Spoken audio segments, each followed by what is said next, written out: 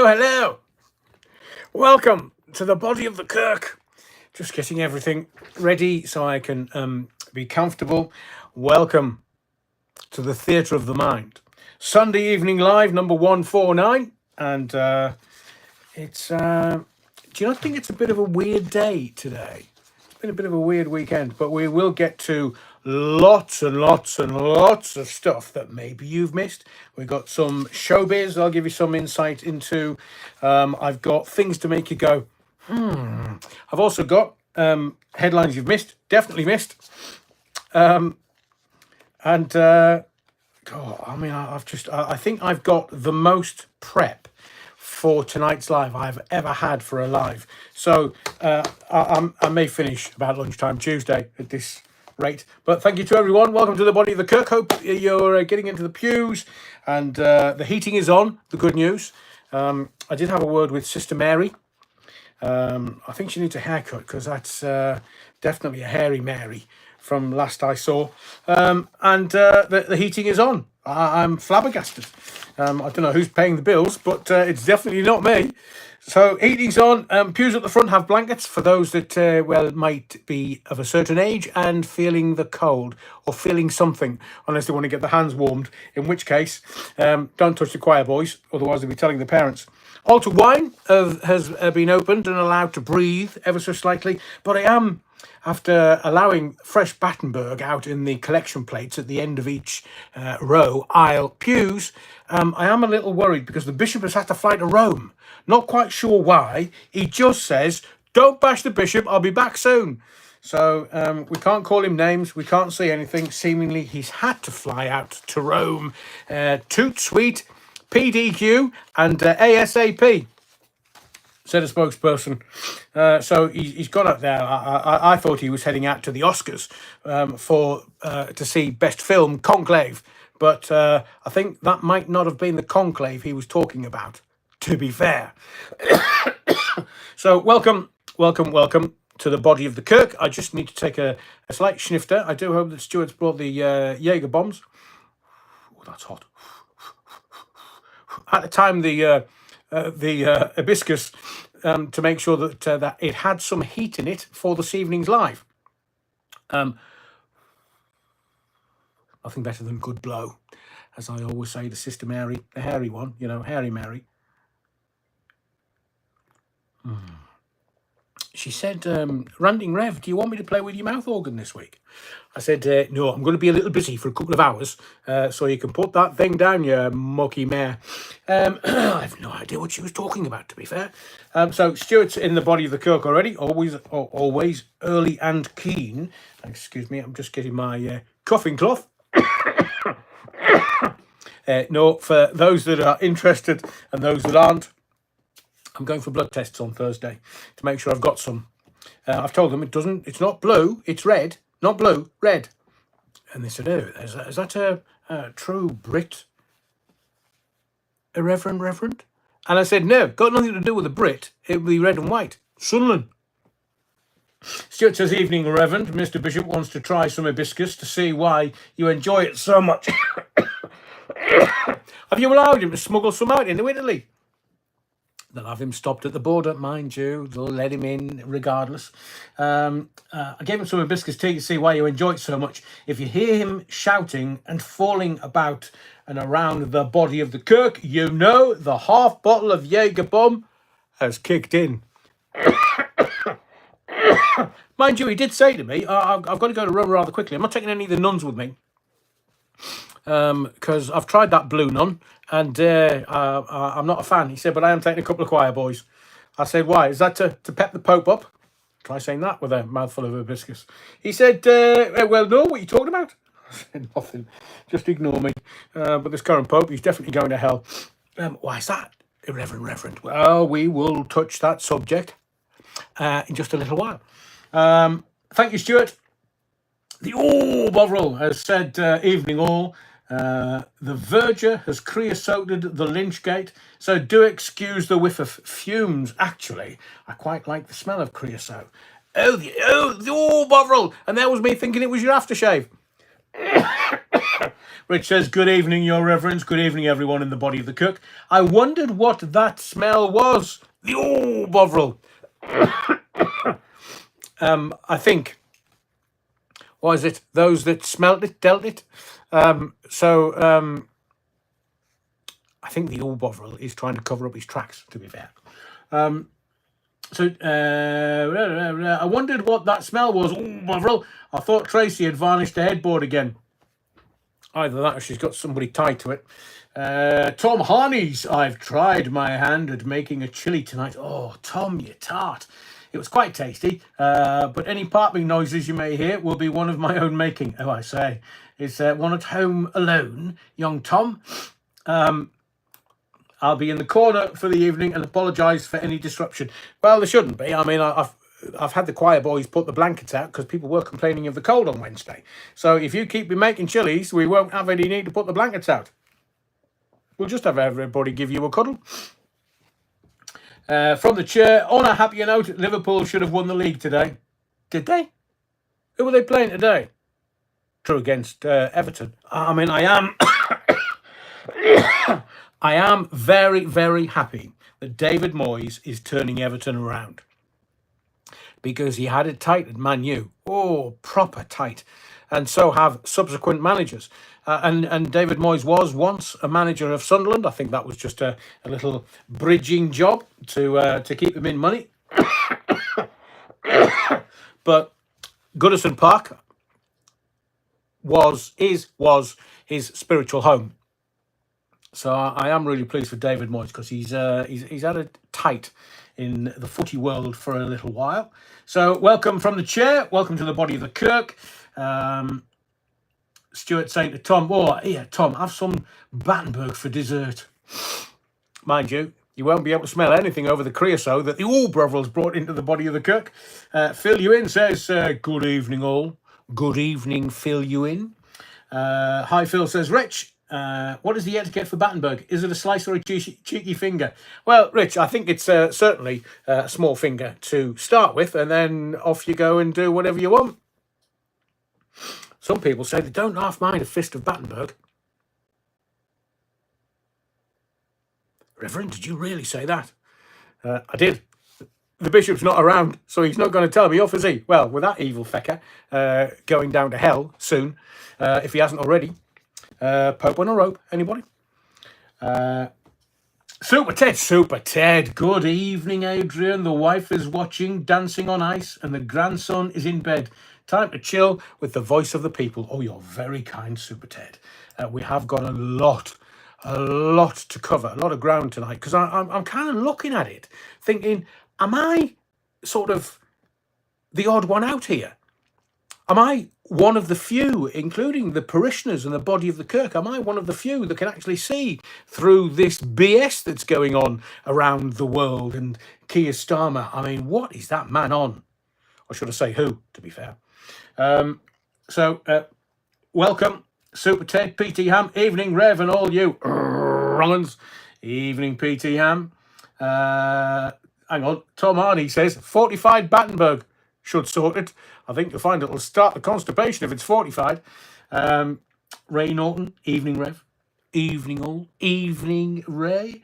PT Ham says hello to the Bovril, and Nikki Watson says, evening, Adrian, and the rest of the wrong'uns. You've got that about right, Nikki. And Lauren Taylor, evening all. Hope you're feeling a lot better, Adrian. Yes. And a lot of my mates are kind of this weekend have sent me emails going, oh, bloody hell, is this what you had? Because it's horrible. That's with an O, not an H. It's horrible. Can you take it back, please? And I said, well, I didn't come and see you. We didn't even have a beer. I couldn't even transmit it, so to speak. PT Ham, where's our tower block, Tracy? Well, she's doing some investigation into ITV because more shite has come out about ITV. Oh, they're not getting it.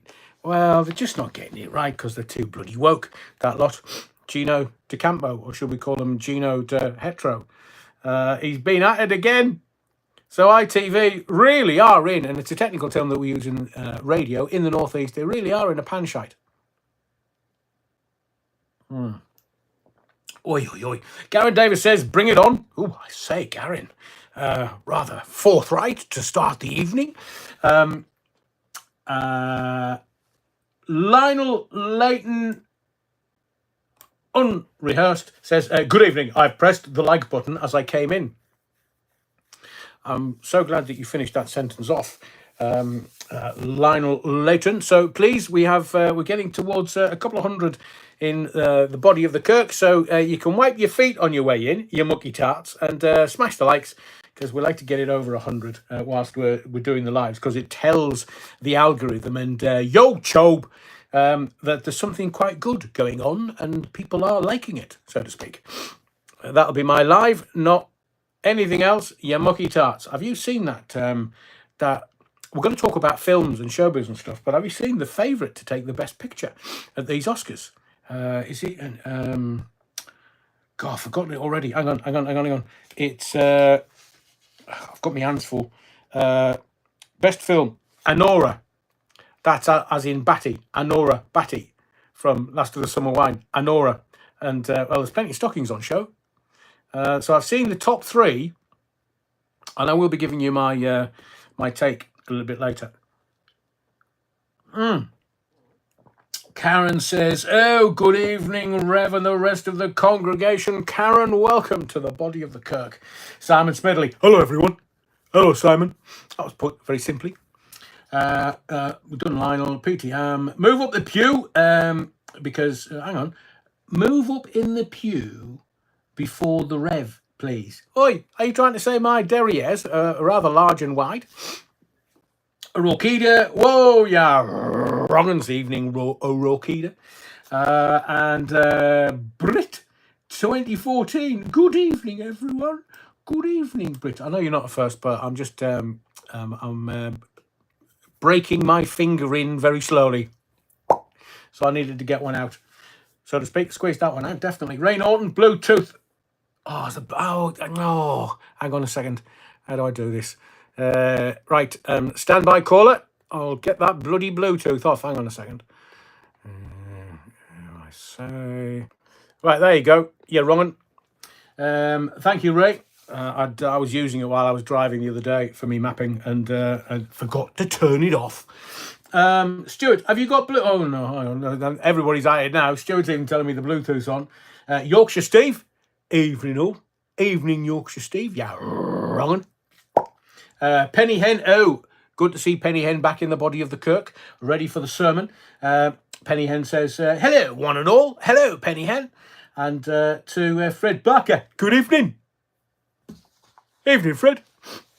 No, I don't think... Nuki Brown's back in. Yeah, all right, everybody. I get the crackling, along with me pork. Me pork belly. Stephen Hall, Starmer is calling everybody far right again. Is he? I mean, is that because he's been out with the Nazi, Zelensky? He has. So it's when he picks and chooses, the tart. So he goes out with the Nazis, the Ukrainians, and he comes back and he goes, oh, well, we're supporting Zelensky against the communists in Russia. Oh, I say, that man, how much is he trousering from young Sniffy, who can't remember how much they've had? It's now not a loan, it's a grant. Hey, as in Hugh Grant. But we will get to that, because I've got lots to talk about those feckers. Simon Smedley, I'd rather have an armadillo steak than Battenberg. Oh, I say, Simon, have you got strong knives and forks for...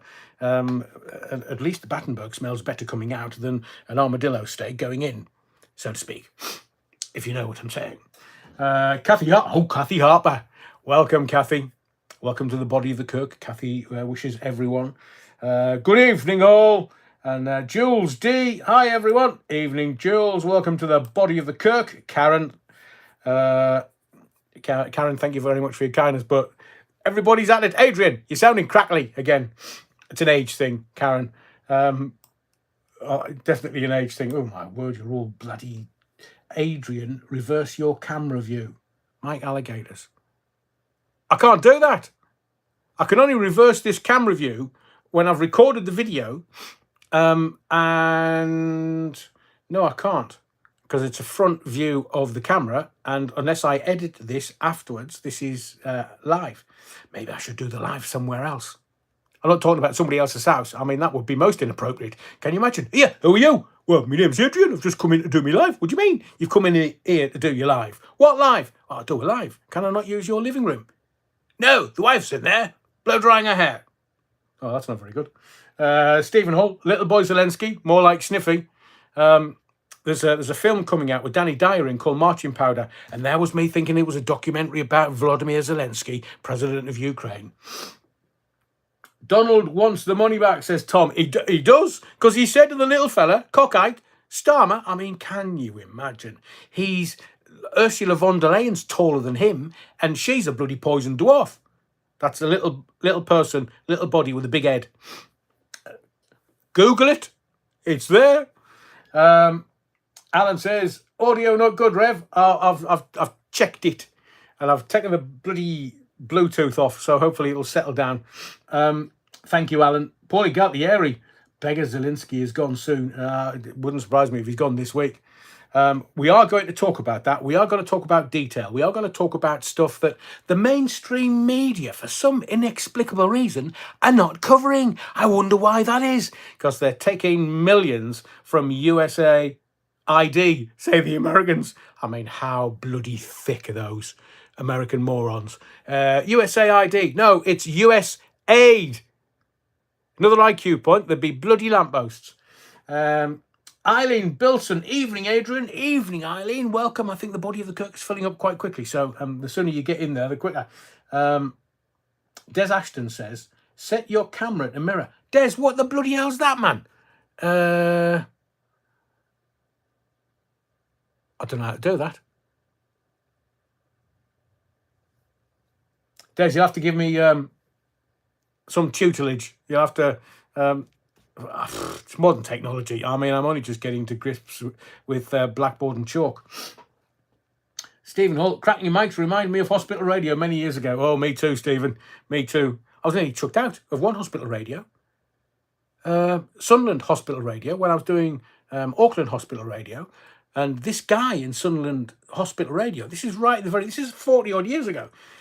He said to me, are you doing another hospital radio station? I said, well, yeah. It's like me mother hospital radio station. That's where I started when I was 16, man. And he said, oh, I don't think you can do this hospital radio station if you're doing another. I said, what do you mean? I live in bloody Sunderland, man. He said, oh, I don't think. I said, here, are you knocking one out, thinking you've got the power? I said to him, well, I'll tell you what, I'll put a tenner down to bet that you'll never make professional radio, and I will. Cock. Stuart says, I think it's in camera settings. Cheers, Des. That would tutelage. Now there's a word for it. Yeah, with two hands, Terry. As I've told all my exes, girlfriends, before you start. So yeah, I was nearly chucked out. He did. I ended up presenting the sports program on a Saturday afternoon, and blah blah blah blah blah blah. But never heard of him again. Obviously, no talent and all ego. Hospital radios. There you go. Jean Psychic. Oh, hello, Jean. I hope everything's well with you. Wow, I caught it. Hope all is well. Been a bad few months for me. I hope you're on the mend, Jane. Good to have you in the body of the Kirk this evening. Lots going on. Lots going on. So let's bang a gong, as T-Rex once said. So what we're going to do tonight? Well, we have some showbiz. We have things to make you go, and there's loads of that. I mean, I haven't put too much detail in those because I've got about 4 or 5 pages of them. The live tonight, I will say thank you to Karen and say thank you to Stuart, who's always a staunch supporter of the channel. Thank you for your generosity, Karen and Stuart, because I really appreciate it. The swear box was pretty empty, and I'm glad the bishop's gone away, because unless he watches this when he comes on his return, I was going to say when he comes back, but that would be unfortunate. Turn of phrase, considering where he's going and who he's going with. So thank you to you both. I really appreciate it. Gene Psychic, I was ill in hospital. Then my soon-to-be ex-husband in hospital. Oh, I say, Gene, he's not, falling off his perch, is he? And I won't tell anybody they said soon-to-be ex. I have watched Brookside, and I do hope you haven't got a patio. Lioness sleeps no more, so you were famous then. Infamy. Lioness sleeps no more. They've all got it infamy. I think it was more infamy than anything. God, blimey, I could tell you a story or 20. Where do you think we get the Battenberg from? That was from my days in radio, when other radio presenters were organising shagging parties in hotels in Newcastle, and got found out using BBC computers. I mean, I have thought about telling that story for a video to be pinned at the at the beginning of the channel, but knowing my luck, I'll get chucked off YouTube. Thank you, Stuart. Gene Psychic, he had pneumonia and sepsis. Oh, I say, pneumonia and sepsis. My dad got that regularly before he croaked it. And that's why I'm having x-rays and bloods all done this week to make sure I haven't got bloody pneumonia. I mean, I don't feel the cold. But I do wish you, Gene, and your ex-husband, or soon-to-be ex-husband, all the very best. Because it's all these bugs that are going around. And it's not... hang on. Sorry, Robert, what you up to? You're wrong. No, I had to go back and look after him, but I am back in my own place now. Good, Gene. Right. So tonight in the sermon, I hope everybody's well, and if you need any support from the community, just say so in the chat. If you're a first timer to the Theatre of the Mind this evening for this particular live, then please tell us in the chat, because I'd always love popping somebody's cherry. Just in case you are a first. Rokida, saucy. Me? What? Des Ashton. Oh no, not the Battenberger story again. I know I've told it about a million times, but loads of people go, what's with the Battenberg? Anything for a freebie, this congregation, let me tell you. Viv Kenyon. Oh, I say, Viv, sending big hugs, Rev. They sort you out. I hope they don't, because I end up in a box in the mortuary in the hospital. I trust hospitals as far as I could spit them, and absolutely refuse to pay their bloody parking charges. I mean, I know the hospital in Darlow-ish, and know many of the hospitals in the northeast because of friends and family and stuff, and it's not...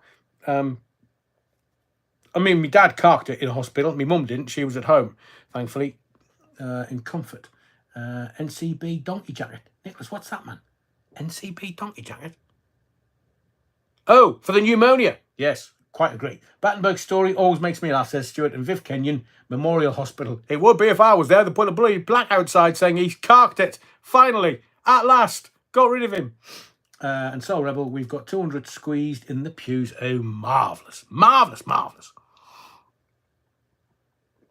Oh, just a mouthful of sustenance. You mucky tot, you can make your own gags up. I'm not making them for you. They'll get me tossed off. The channel. I can see where we're going tonight. Hospital in North Wales, free parking. Bloody hell. Gene. Wow, I would have to drive all that way to North Wales. So we've got a bit of showbiz, a bit of royalty. Harry and Meghan, the blast wall there. I mean, I'm sick and tired of them. I wish they would just foxtrot Oscar. I'm sick because I think that if anything's happening in the main royal family, they just make stories up about Harry and Meghan. I do understand that the redacted forms and or bits and pieces to do with Harry and stuff are going to be unredacted and published. Well, if they can publish the Epstein list. Do you not think that the Pope being ill is, well, the timing's a bit suspicious? And Tony Blair and Mandy Mandelson, both of whom are both in Epstein's little black book. So what the bloody hell would they be doing in there? Oh, Mandy, I say. And he's coming out and deciding to tell us what to do and the Americans what to do. Here, mate, Trump's got everything on you. Absolutely bugger everything, so to speak. Technical term we use in radio. And, well, if he knows what you've been up to and whom with, then, well, You're in no place to tell anybody the fact that you are in Epstein's little black book and all that malarkey's coming out. So Rebel says, Garen Davis at 20 mile an hour. Ooh, I say. Yeah, Viv says, hit the likes, it's going to be a good one. I haven't started ranting yet. So Rebel, Vance has got all the left uns rattled. They've got their little panties in a bunch, their little G-strings in a bunch, the left, because they're all a bunch of perverts. Headlines you won't have seen, things to make you go home. Well, get on to Sniffy and his marching powder, and then America and assassinations, because have you seen what Trump's come out, not Trump, Freudian slip, Your Honour. Have you seen what Musk's come out with to this baby mama number 13? Well, baby mama of baby number 13, he's saying, oh yeah, well, I'm next on the list. They're all trying to kill me. Infamy. They've all got an infamy. It's got a new nickname, though. Shagger Musk. 13 kids. What's he after? A rugby union side. I mean, 13, he only needs another couple. Mind you, he's got to knock multiples out with multiple baby mamas. Ray Norton, who's been sworn in? Kash Patel sworn in. It's happening. Oh, yeah. Yeah, they were wavering a little bit. They weren't too sure about young Cash, were they? But he's being sworn in, so he's fine. Stephen Hall says, I had more listeners amongst the staff than patients when I was on hospital radio over 30 years ago. Oh, Stephen. I bet there were happy days, though. Innocent and happy days. And all those nurses. Because you know what the old saying is, there's two sure things in life. Death and a nurse. So I shan't elucidate any further, otherwise I will get thrown into jail. Alan says, I never paint a park. I'm a born-again tight arse. Alan, I'll take me bike. And if I find somebody face down in the mud, I'll just park it and go on the ward. Alan says, I never. That's it. Orokida. Elon has been putting it out there on the street. On the street, he's been putting it out there on all the bloody planets and on the street and everywhere. So I'm surprised it hasn't fallen off for him, bless him, at that age. What's he doing? Is he trying to be, head of Playboy? Is he taking the little blue pills?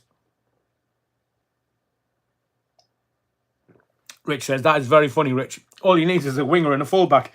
I would say, just passing, because I have no personal knowledge of, but those little blue pills that you used to be able to get in the 90s, they were really cutting edge, and really people were taking them for fun because they thought, well, and I was given one by a relative. I said to her, what you give me this for? She said, well, you might want to have a bit of fun at a party. I said, I just need a pint of beer for that, and then it all kicks off. But it was in the sort of late 90s, early noughties. That's why they called it the noughties. People were just doing it because it was edgy and really credible and street cool. Now, you get offered them like a bag of sweets from the doctor, according to my friend who told me once.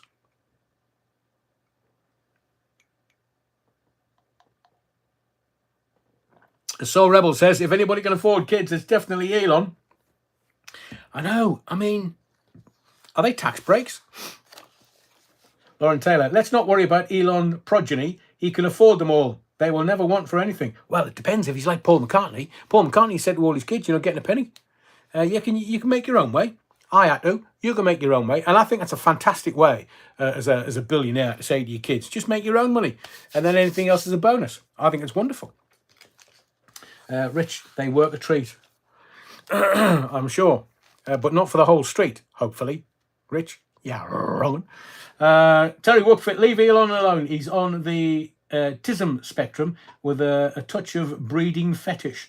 At least he looks after them and provides for them. Bless you. I thought most of his kids were in a tissue. Des Ashton, will the ATF become a division of the FBI? Now Cash is a temporary gaffer. Tom Harneys, I can feel a doctor's appointment coming on. Unfortunate turn of phrase, Tom. Yeah, wrong.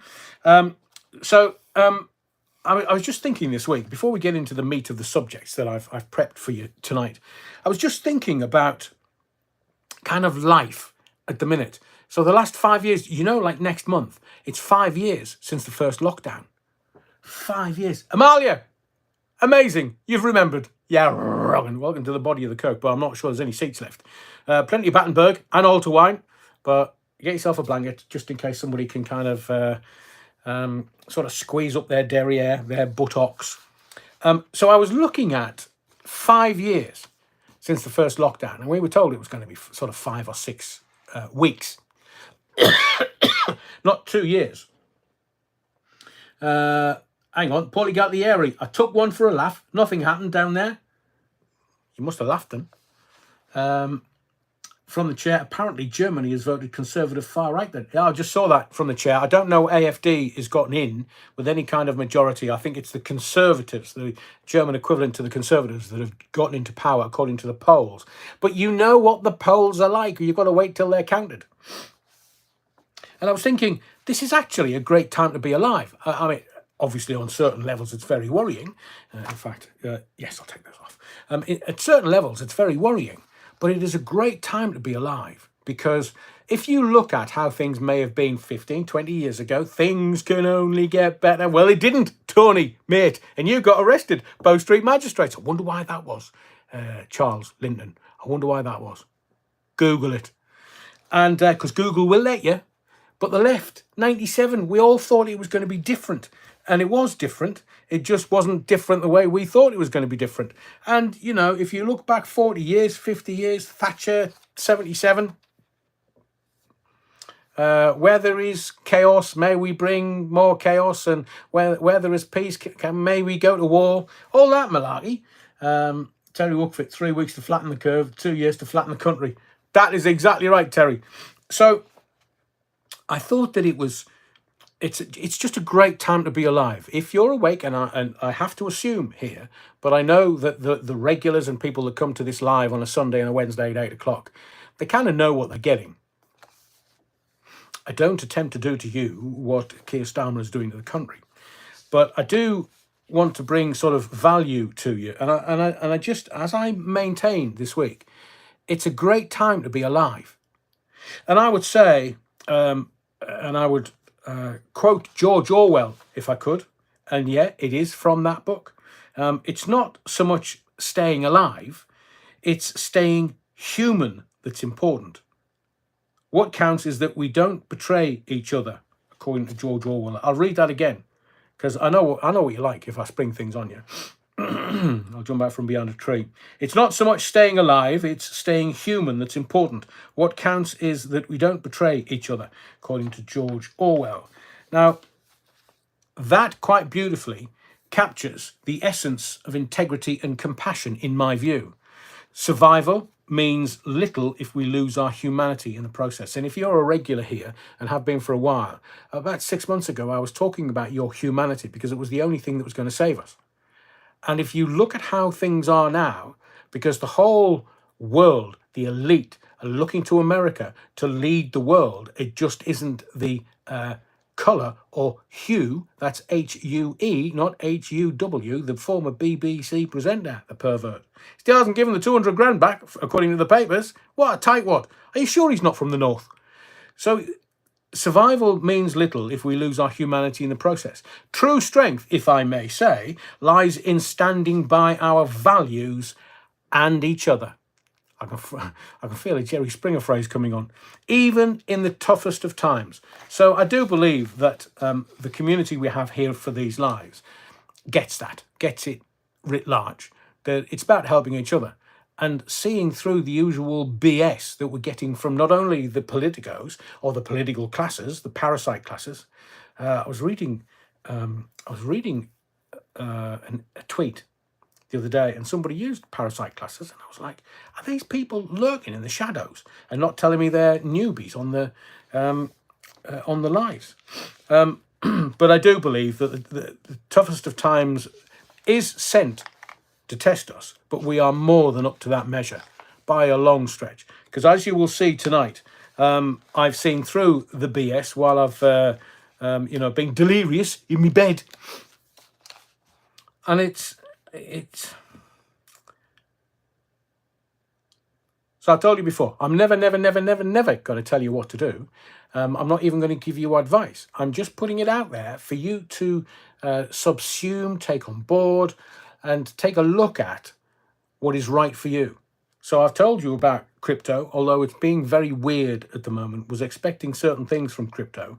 The Donald gets into power, and well, it's up 5%, down 5%, up 5%, down 5%. So it's being controlled. It is being controlled. So they don't want you to be rich. Why is that then? Because you'll own Nout and be happy. Well, Strauss can go and Foxtrot Oscar, because we've seen through that Nazi fecker. So how can you be that and be from the left? Met police under fire after more than 1,000 officers without checking reference. Oh, fucking hell. Let me just take that. So there's an announcement being made, alert just being made, that the Met are proper in a panshite because 1,000 officers have gotten in without checking references. Oh, so that'll be the vetting department then. Not good enough to wipe my arse, are you, gentlemen, ladies, fuckwits? So well, I know that in London, vetting tends to be enmeshed between the Met and British Transport Police.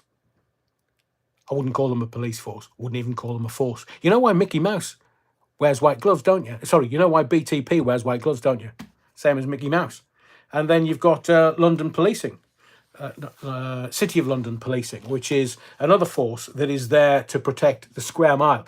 You do know that there are more than one, or is more than one police force in London. Just the Met, because it's the biggest. Second biggest, Police Scotland. And then you've got the City of London Police, who is tiny and only polices like the square mile. Nothing happens. After a Friday, when all the Charlie heads have gone home, no it happens.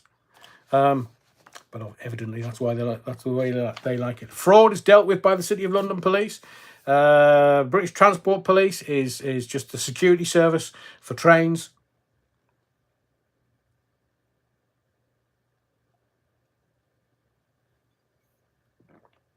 Isn't that right, BTP? So British Transport Police isn't actually funded. Well, it's not wholly funded by the government. It's funded by the train operating companies, the TOCs as they call them, don't you, BTP? And those TOCs have no idea of the ineptitude in BTP, in my view.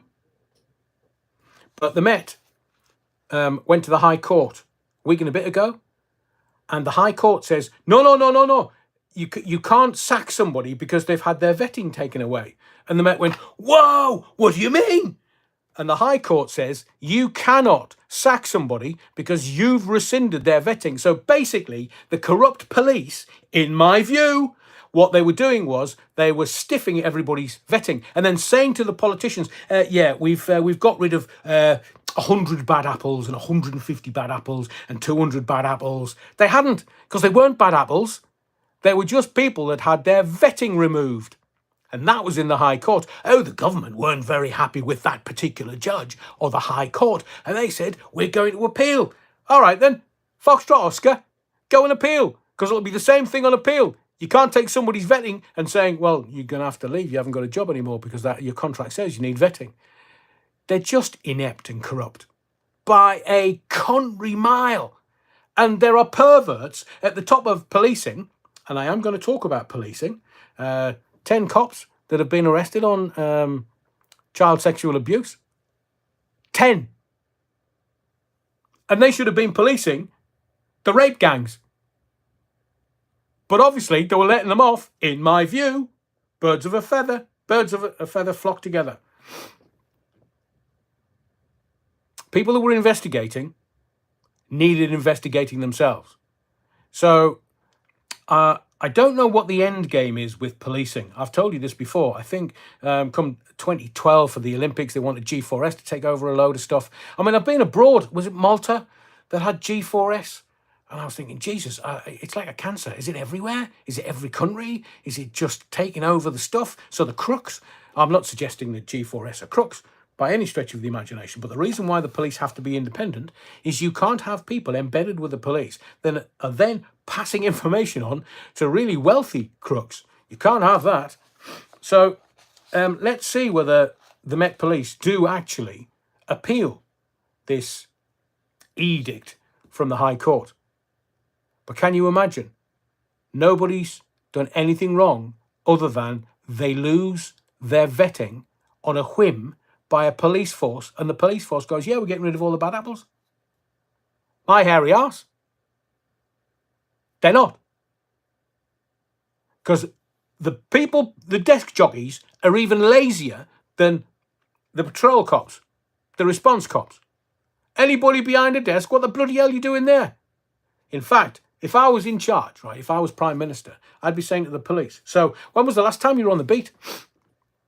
Well, I'm a response officer, Adrian, so every shift. And now about your gaffers up the top of the food chain. When was the last time? Oh, no. We couldn't do that. We're dealing with strategy. And they're bloody politicians. That's why they wouldn't know policing if it stood up and bit their tits off. That's obviously man boobs.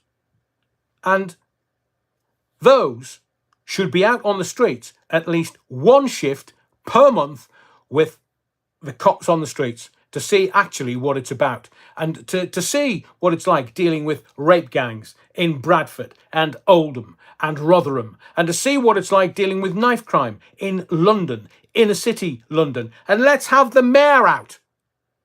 Carnage. Get your boots out, and then we'll go to the pub afterwards. What do you mean he doesn't drink? What's wrong with that? I didn't say you had to have a drink. I said come to the pub. We'll hide the pork scratchings. So let's get to ITV. GMP attending to advise a grandmother about a post where she asked for a counsellor to stand down. Beyond ridiculous. Oh, I'm going to say, Lauren, I couldn't even get the word out. Sorry, Lauren. Is that the story that you're talking about? Oh, so don't worry. No, don't worry. They're not going to come round your house if you've had your house broken into and your the valuables taken, or whether it be cash or jewellery or just mementos from previous members of the family. No, don't be stupid. They've been told by the wobbleheads behind the desks that don't do fucking policing, who sit there cashing out edicts, or, as I have told you before, told a great story by somebody at the top of the food chain in Edinburgh who had a whole operation going on at the, let's call them bathhouses in Edinburgh. And then one day, in a police car, he went round to this bathhouse for a bit of executive hand relief and then got arrested by his own cops. How stupid and inept do you have to be to do that? And you think that's kind of insolus? No, don't be silly. It's everywhere. They're at it everywhere. If they think they can get away with it, they'll have a go. So, yeah, the thought police. The thought police are coming out going, well, you can't say that. So, on a scale of 1 to 10, how serious is just passing comment online? I wouldn't even say it's on that scale. But rape gangs? 10. Safe spaces for women that we weren't going to be allowed to have? 10. Putting men in women's prisons. And I know that the police are merely the evidence gatherers. I get that, completely get that. But I think where we as a society are going wrong. And look, there are some wonderful response cops. I have to say that because I have friends that I know very well. And I've got some old schoolmates that went into the force at various levels. And I've fraternised with some really highly qualified police officers. And I get it that they go in because it's a calling. Men and women, they go in because it's a calling. And I understand that completely. But what then happens is the process is corrupted by those that can get away with corrupting it. And the response officers that might turn up at your house if it's been burgled or you've had your car nicked, or you're dealing with stuff and they're trying to help you as best they can. Heaven forbid it's something more serious. But they are there trying to help. But then they've got somebody nipping at their, have you done this and have you done that and have you done the other? Well, I'm just trying to get this sorted and I'm being called by control from pillar to post. And yet the front of the Mail today, it's something that we need to get rid of. We need to have priorities. We need to have values and principles and priorities in our society so that if an old dear has her house burgled, if I may be so bold, it's going to have much more of an impact if she's living on her own, and gets a house done. Much more impact than some, well, I won't even compare because that would be unfair. But any victim of crime, and that includes the young white females in the northern towns that are just being tossed around like playthings. And the police don't do anything, but it's easier. You see, they can go knock on the door, and the old birds, she'll stress, anxiety, panic, doesn't know whether she's going to go to jail or not. But these lumps pitch up at the door. Now, and I also know, because of friends that I have and former school friends that I have in police forces all around the UK, they don't want to do it either. But the end goal is pension. And they walk such a tightrope that they could be taken in for, like, the Met. Come in, I need to have a word with you. Right, we're going to pull your vetting. Why? Well, you did this and you did this. So, sadly, we're going to renege your vetting. We're going to rescind your vetting. Right. Well, your contract says that you need vetting to operate as a police officer. And now that you don't have the vetting, as happened with this High Court case with the Met, if you've not got the vetting, well, you can't be a police officer, can you? So, bye. Close the door on your way out. Pension's gone. I don't know whether it's 10, 15, 20 years service. You've got to do 40 as a cop now to get a pension. And why would you want to take on the knife crime in London just to get a pension after 40 years service?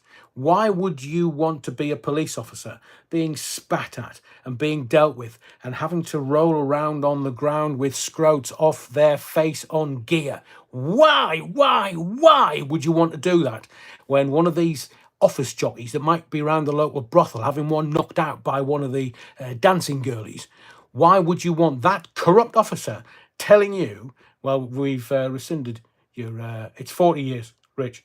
From what I can gather, Rich, it used to be 30 for cops and 40 for civvies. And it then was changed. Would it be about 10 years ago? Let's have a think. Where are we? 20? Yeah, about 10 years ago, because a couple of my mates were complaining about it. And one had got, he was a sergeant, he had 20 years in, and he said, I can't do this for another 20 years, Adrian. I thought I had 10 to go, and that would have been fine. Now, that was a friend in Scotland. I don't know whether it's changed between England and Scotland. But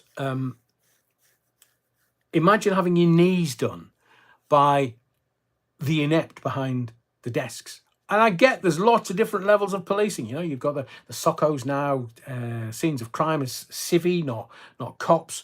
And you've got, it's the response cops I feel sorry for.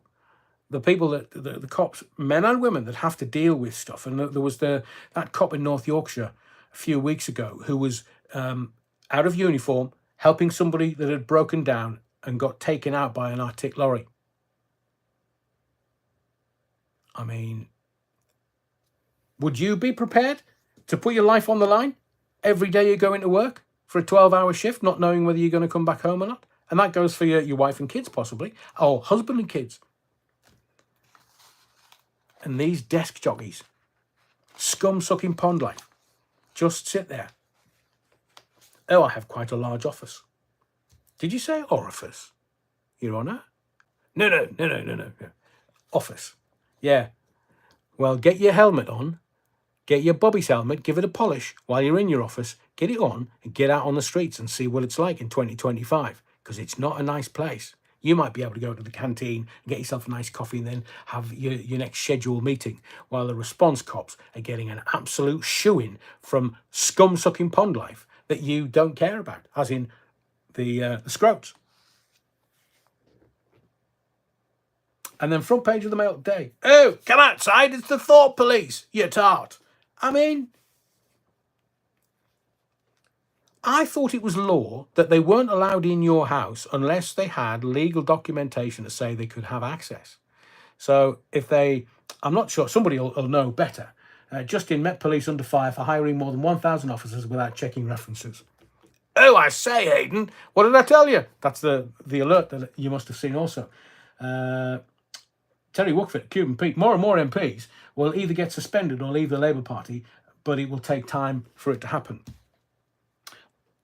Let's get into some of the politics with Yvette Cooper and a lot of stuff in a moment. I wanted to start light, and then we can weigh into the more serious stuff, because it is, I don't know about you, but I read this stuff in the newspapers and I just think, what have we come to? I know it's a great time to be alive because everybody's waking up and everybody's got an eye on these politicians. And all politicians are there for is to make money. They're not interested in doing good by your society, your community, or the greater good. They're not interested. They're just filling up their pockets as quick as they can go without you working it out. Well, looking at the corruption in American politics, we've worked it all out. Because if it's happening in America, you can bet your sweet bippy it's working here.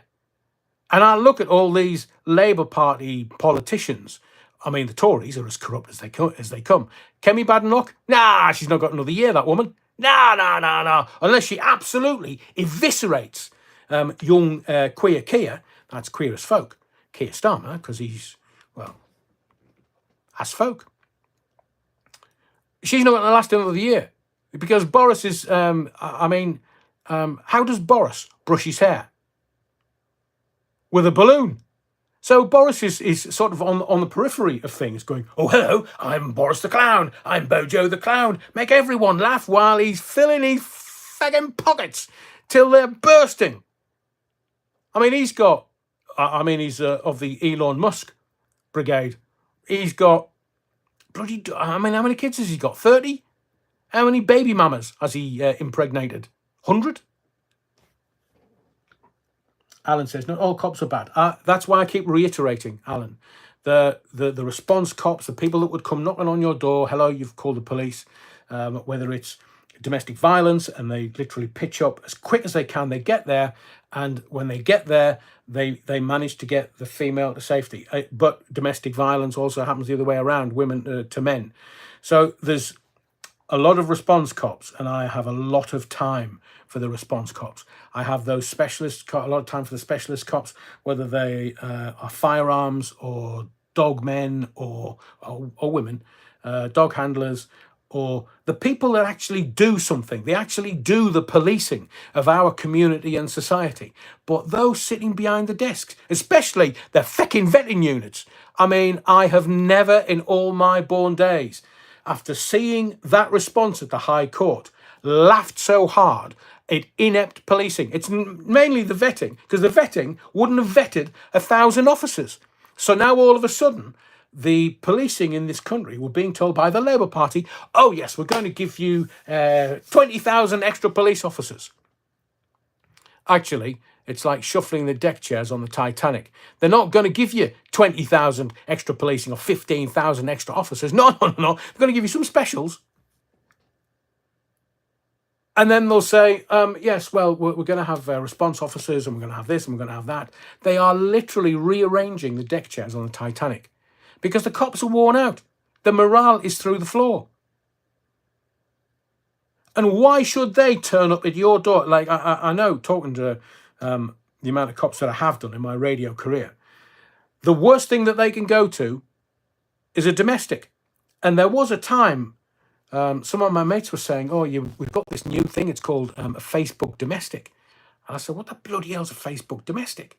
And they said, well, it's being termed a domestic incident, but somebody's called somebody else a name on Facebook, and they just happen to have been in a relationship 5 years ago. So we have to treat it as a domestic incident. Violent domestic incident. And all they've done is they've gone, oh, you were shite in bed.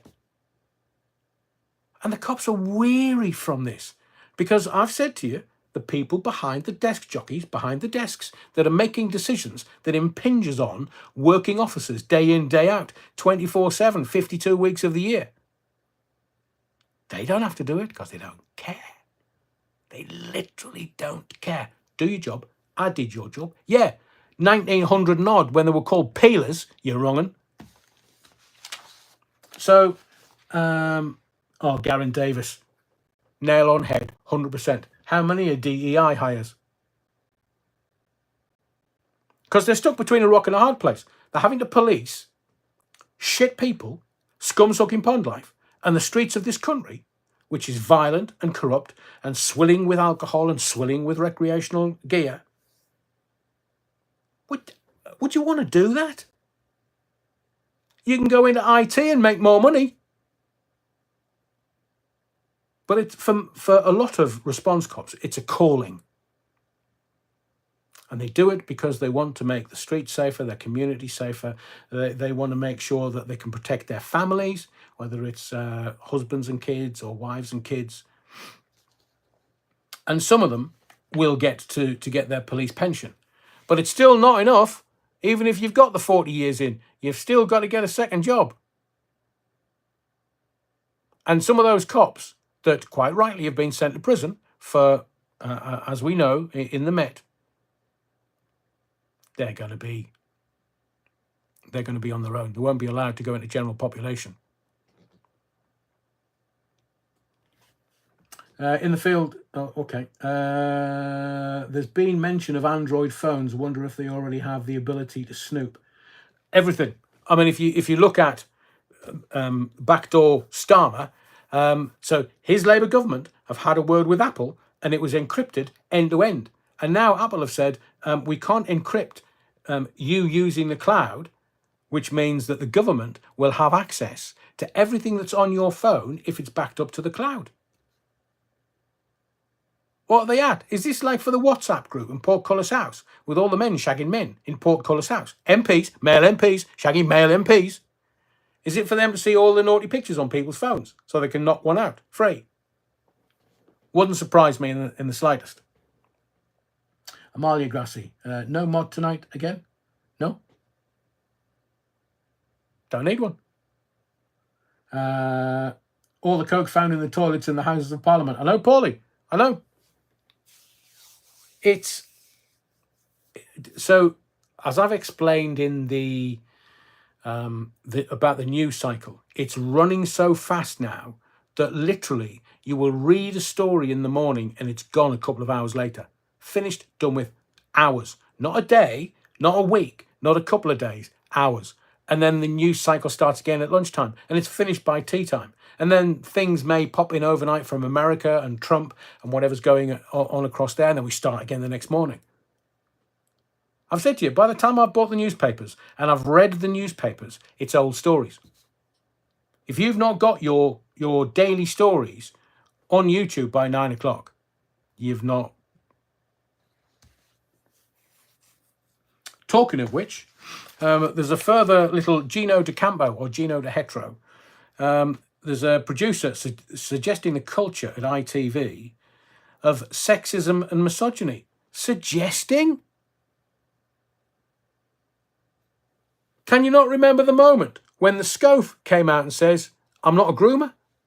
Everybody turned around and went, whoa, hang on a second. Nobody's mentioned the word groomer except you.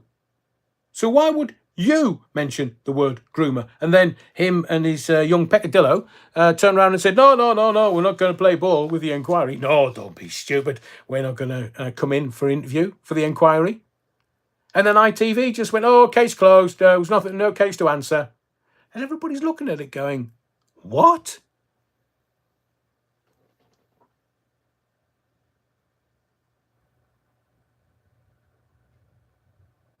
Amalia, interesting, Amalia. This is the reason why we've looked at this. Amalia says in response to Stuart, good stuff. I think it was YouTube deleting lots of comments automatically, though, rather than the mod. So we took a look at, because it takes, for this live to happen, you think it just happens an hour, witter on for a couple of hours. But it takes a lot of graft and a lot of work. And we just worked out that the system, YouTube, will deal with what we need YouTube to deal with. So if anything disappears, any of your comments, it's YouTube deleting them. And that's what we want to know, whether any of your comments are being deleted, because it's not us. It's YouTube, at YouTube's door. Hayden says, lots of people saying, good on you, Juno, leave him alone. But if he was guilty of getting his old chap out, strange comparison to what John Barrowman did. John Barrowman did. I think you'll find he did it dozens of times. He was well known for getting his old man out. and giving everybody an eyeful. Well known for it. In the BBC, on BBC property. But this is Gino De Campo and ITV misogyny. So I was going to ask you, the first question I was going to ask you tonight, thank you, I think it was Hayden. Are you getting tired of the story now? Are you getting tired of the Gino De Campo story? I'll come to you in a second. Lauren Taylor says, I trained for over 2 years. Well, 18 actually, because you never stop learning. 12 weeks residential, Bruges, and on. My sister's neighbour was trained online during COVID. I laughed. I know, Lauren, I know. And it's modern technology. Everybody has to have body cams now as evidence. It's amazing when policing needs money for body cams, they get it. But if they want money for extra police officers, they don't. I've watched yesterday. I watched this thing. It's number one on Amazon. Sorry, apologies, on Netflix, and it's the murder of a young girl by her boyfriend, and it's in America. And I watched it, and he's killed her. She was 23-year-old. And then he's committed suicide and left letters. And it's over 3 parts. It is, in my view, it's harrowing. It's every parent's worst nightmare. So the cops pitch up, and they had the body cam. Obviously, they didn't have to present it to court because it was a kind of open and shut case. She was missing for a couple of weeks, didn't know where she was. Parents of the boy were a bit, in my view, and he was found in the middle of nowhere with gunshot wounds, body badly decomposed, but within the letters, he said that he did it. But the cops pulled him over, like a bit of a traffic stop. And the cop got out of his car, went to them and said, look, what's going on? Why are you parked here? And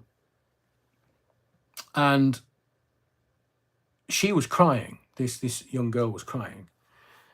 And they got her out of the car, split them up, 2 cops, one would talk with him, passenger, one would talk with her, driver. Sorry, he was the driver, she was the passenger, to find out what the story is. And then 2 cops would get together and go, this is what I'm being told, does that corroborate?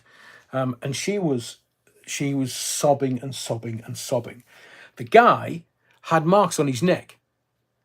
So the cops could only go by the evidence that was in front of them. And they said to her, have you assaulted him? And she was like, no, I'm just a bit anxious. I'm getting a bit upset. And they said, but he's got marks on his neck from your fingernails. Let's have a look at your hands. Sure enough, DNA under the. But they worked out and let them go. And it was only a little while longer that she was found dead in the middle of nowhere. So it's, to say it again, frontline policing has my every sympathy because they're dealing with scum, proper scum. But it's, people will have loud mouths and people will scream and shout against the police, call them all kinds of names until they need them. So they can be anti-police as much as they want. And, judging by what was going on 5 years ago, and people were having knocked on the door, were like, we've had a report you weren't wearing a face mask. And it's like, well, hang on, I'm at home, and you can't come in. Are you not socially distant? You two, how can you stand next to each other? And when we public have got to stand 20 feet apart, can't even see me old granny or me old mother that's in a care home. And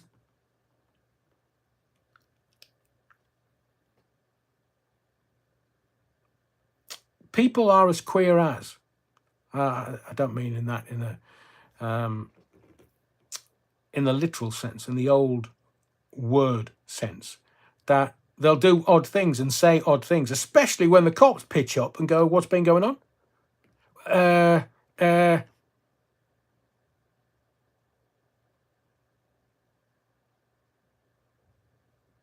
mean, I am well. No, I can't tell you that. I can't. The stories that I get told, a lot of them, they make me swear.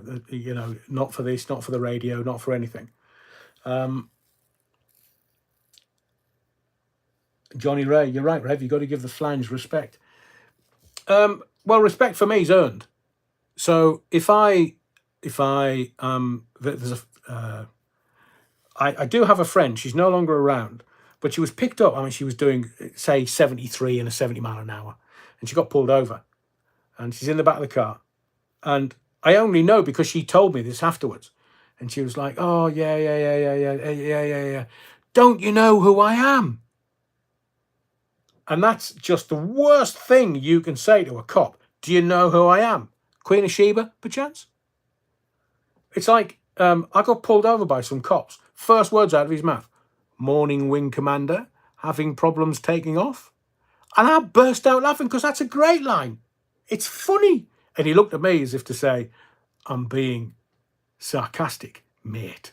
I'm not being funny." And I said to him, "Look, you were turning right, you had your indicators on right, and I just, it's 2 o'clock in the morning, there's next to nothing on the road. I just needed to get home. I've just finished work in the nightclubs, I just need to get home." And he was proper having me. But then shout come up on the radio, he had to go, so I was very lucky. But his first words were, "Morning, Wing Commander. Having problems taking off, are we?" I proper laughed. But I wasn't supposed to. I obviously failed the first test, which inevitably is the attitude test, because they'll come up to you and they'll talk to you just to find out what's going on. And if you're full of that jaw and you're full of antsy stuff and you're going to give them a hard time, well, then they're just going to give you a hard time back. But even though I'm telling you like a funny story, and it was just undertaking more than anything, and this was back in 83, 84, when I was now on the roads at 2-3 o'clock in the morning in South Shields. I failed the attitude test.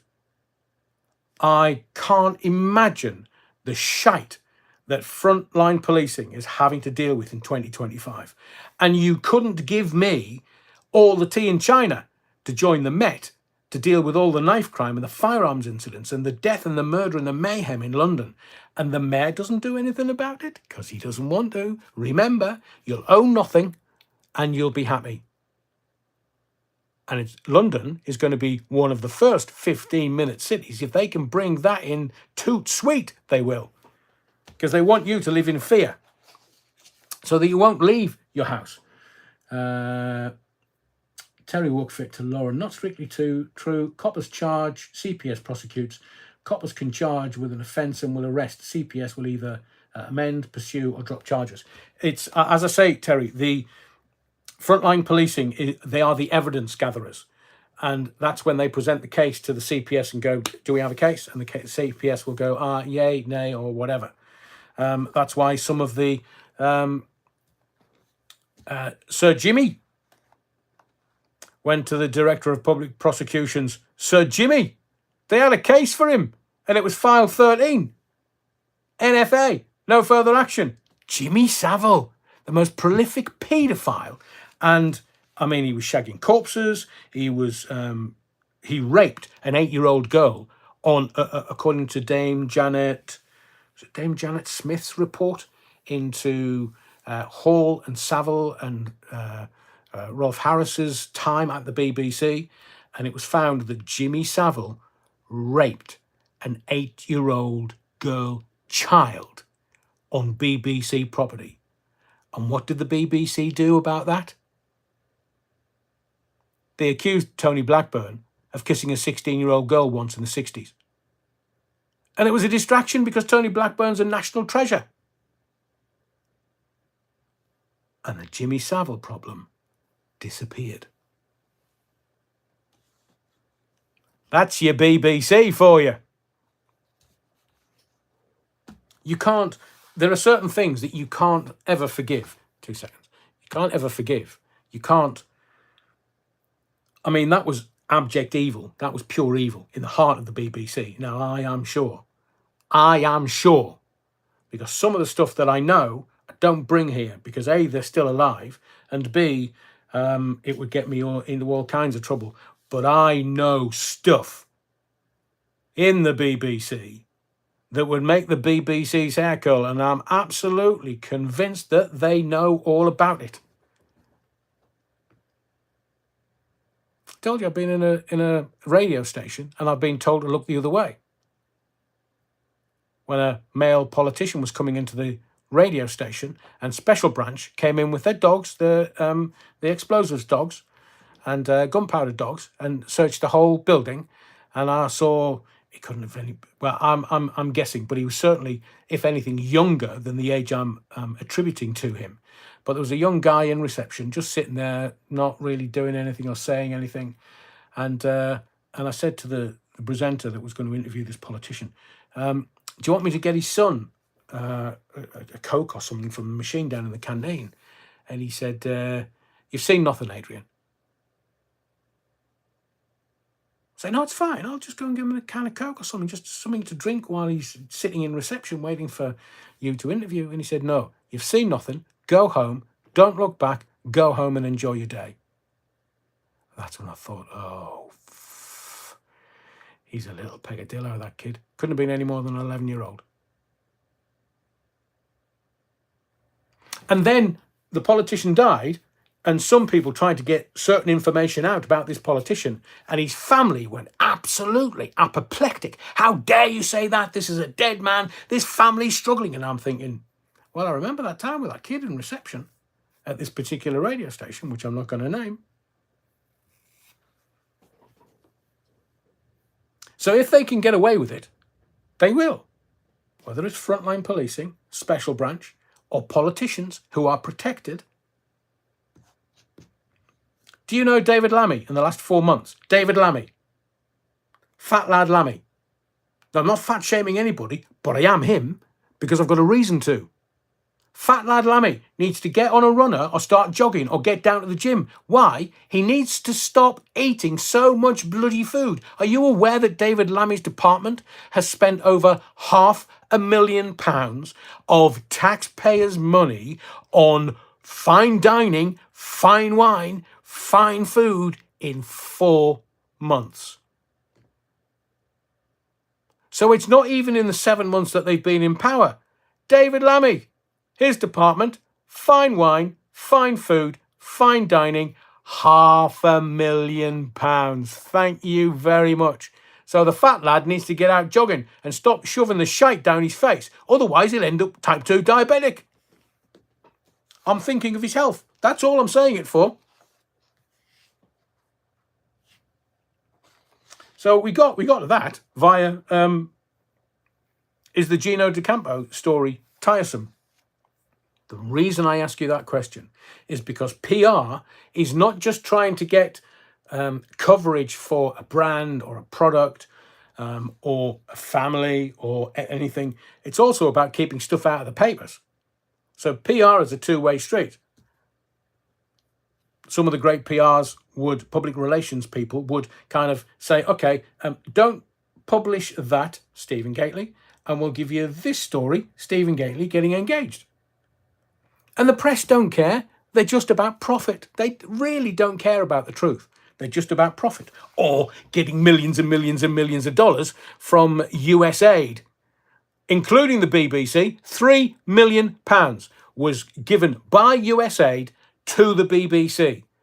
In my view, that's corruption, because not only do the government tax the viewer into paying the BBC license fee, but the BBC are getting money from a third-party organisation.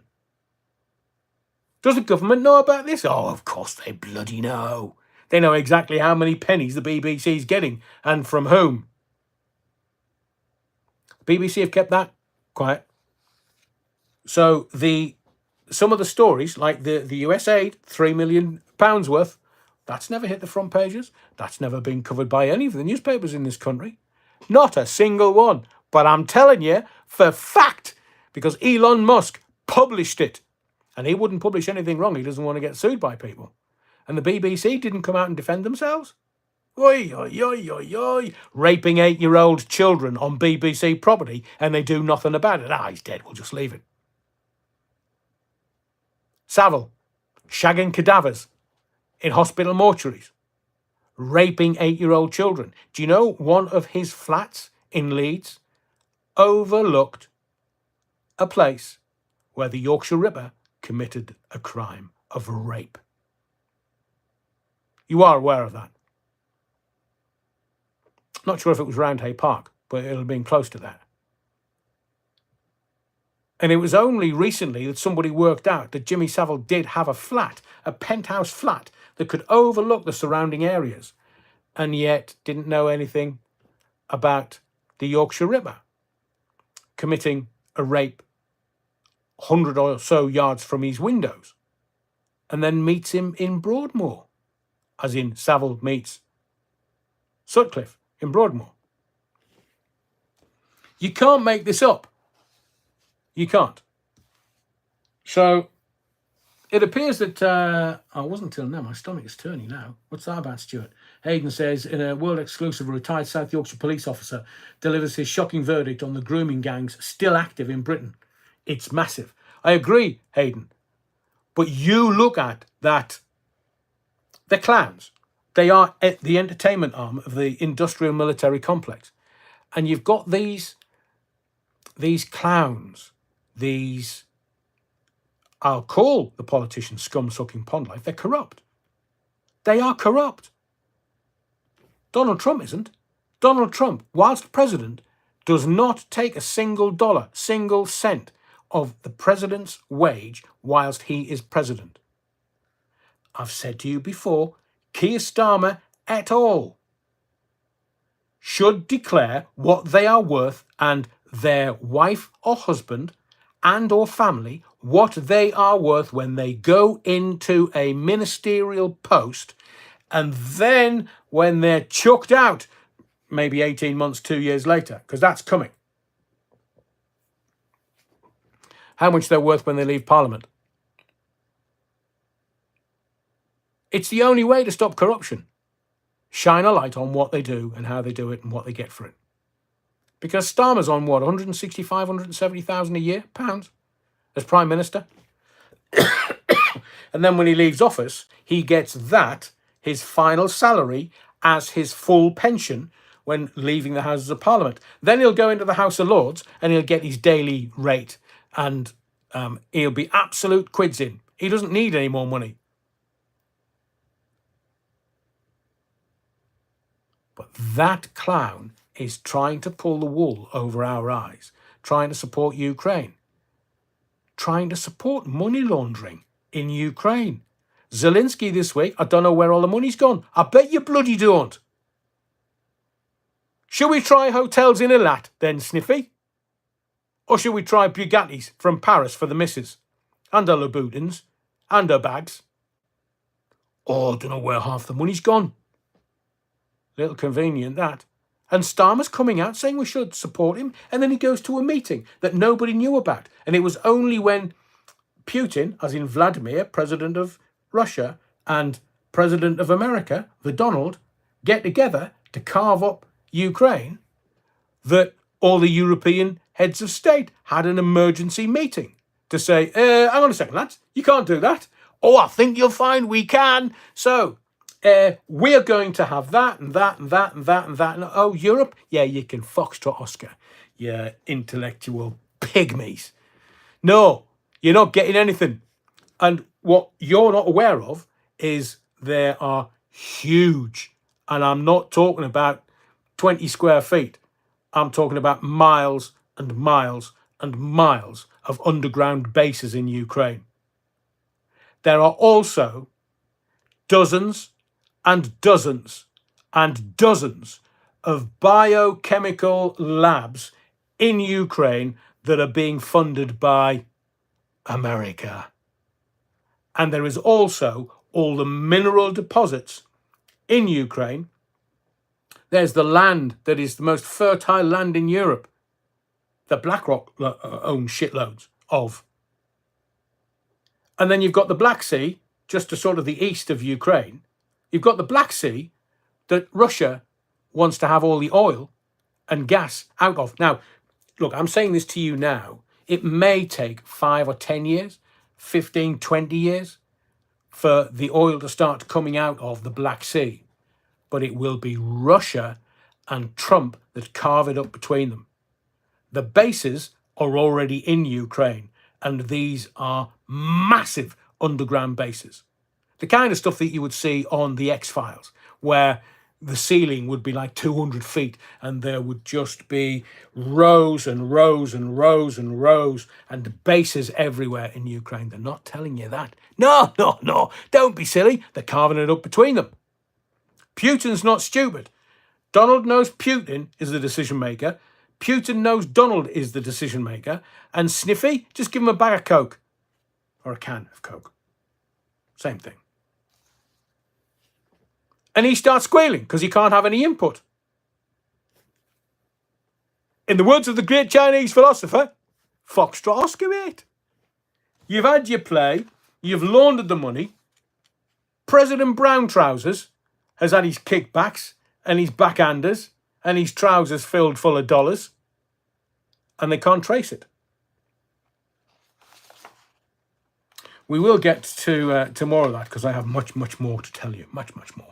I want to talk about Bond because it was a real, this is a technical term that I use, but it was a real kick in the nuts this week when the broccolis, and I don't mean that green stuff that you grow and eat with your dinner, as in Cubby Broccoli and Barbara Broccoli, not Brug Bond, Terry, you're wronging.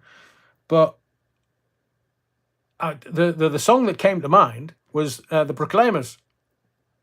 Bond no more. And it looks like that Amazon, well, they own it because they bought film houses and the film houses already owned the Bond franchise. And now those that have steered the Bond franchise over the last 30, maybe 40 years or so, I'm not quite sure when Cubby died, but his daughter, Barbara, sort of brought everything to the modern age. But it looks like Bond's done. So we've already had a TV series called Young Bond before he became like Bond, Ian Fleming's Bond. And so I'm just going to ask you a question for the chat tonight. In your view, who is the coolest Bond ever? Moore, Lazenby, Sean Connery, Pierce Brosnan? Who would be the coolest Bond ever? Even the more recent one, who in one of his new films, he's actually kissing a bloke, which is a bit too far. We can't have, well, he pays your money and he takes your choice. So Sean Connery, George Lazenby from Nicholas and I See You. Jackie Glasgow, Brooke Bond. Fair tea, Jackie. Connery again. And Tom Harney's. I wonder why, if that's why they killed him off in the last one. There is every chance. I did think about that when Barbara Broccoli was coming out saying, oh, well, you know, I'm not quite sure where they can go with it. But the franchise is owned by Amazon. Connery, Moore. Lazenby was pretty good in the one film he was in. Roger Moore was Bond. I grew up with him. Interesting. But I have told you this story before. In London, I was working in PR in sort of mid to late 90s. And it was just round the corner from Farringdon Tube. And it was quite a hot day. And we knew that the Bond team were filming on the roof of this massive building.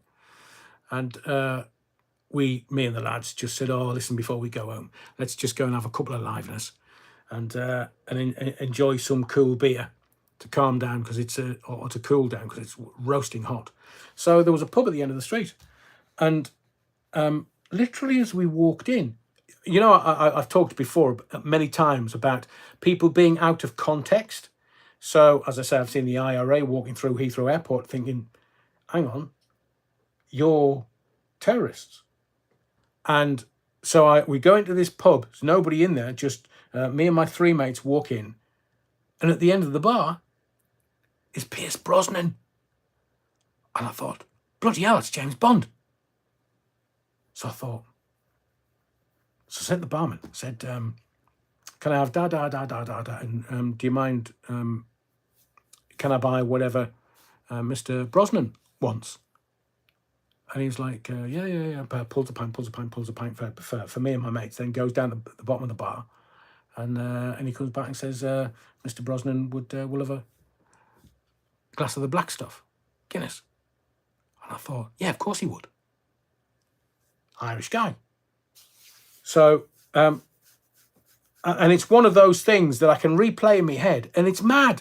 It literally is mad. Pierce Brosnan's at the other end of the bar. I'm standing this end of the bar thinking, Jesus, roasting. I need to neck this in a couple of... Because, you know, when you're roasting hot, first one's just to quench the thirst. The next one's for taste.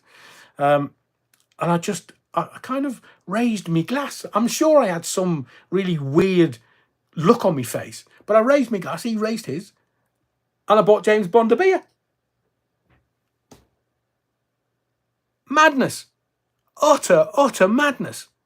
So I have to say that the most recent Bond I thought was pretty good until he decided he wanted to go off in a different direction with his career.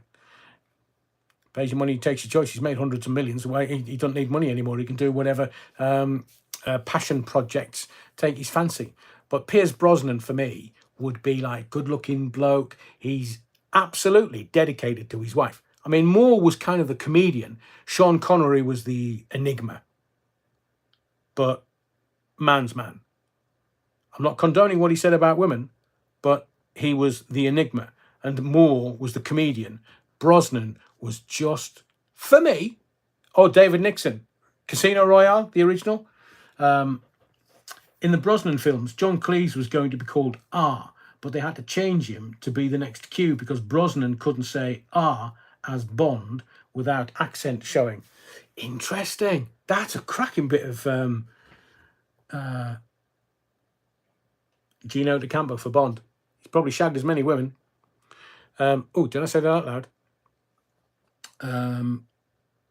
Who was a pink suit? Gary, I'm not picking that one up. You're obviously too clever for me. So it looks like a lot. Alan likes Daniel Craig, you see. Henry Cavill is the new one. Do you think, Des? I mean, he'll put bums on seats. Unfortunate term of phrase. But I thought the lead actor, and I can't bring his name to mind, from Slow Horses, was going to be the next Bond. I can't remember his name. Jesus. But he would make a great Bond because Slow Horses, and I understand it's all kicking off in London. Where did I see this? Saw it in one of the dailies a couple of days ago, where Slow Horses is filming in London, Clapham, possibly somewhere like that, and the locals are kicking off because they've had to clear the streets, and there's no parking around there, so nobody can ever get parked.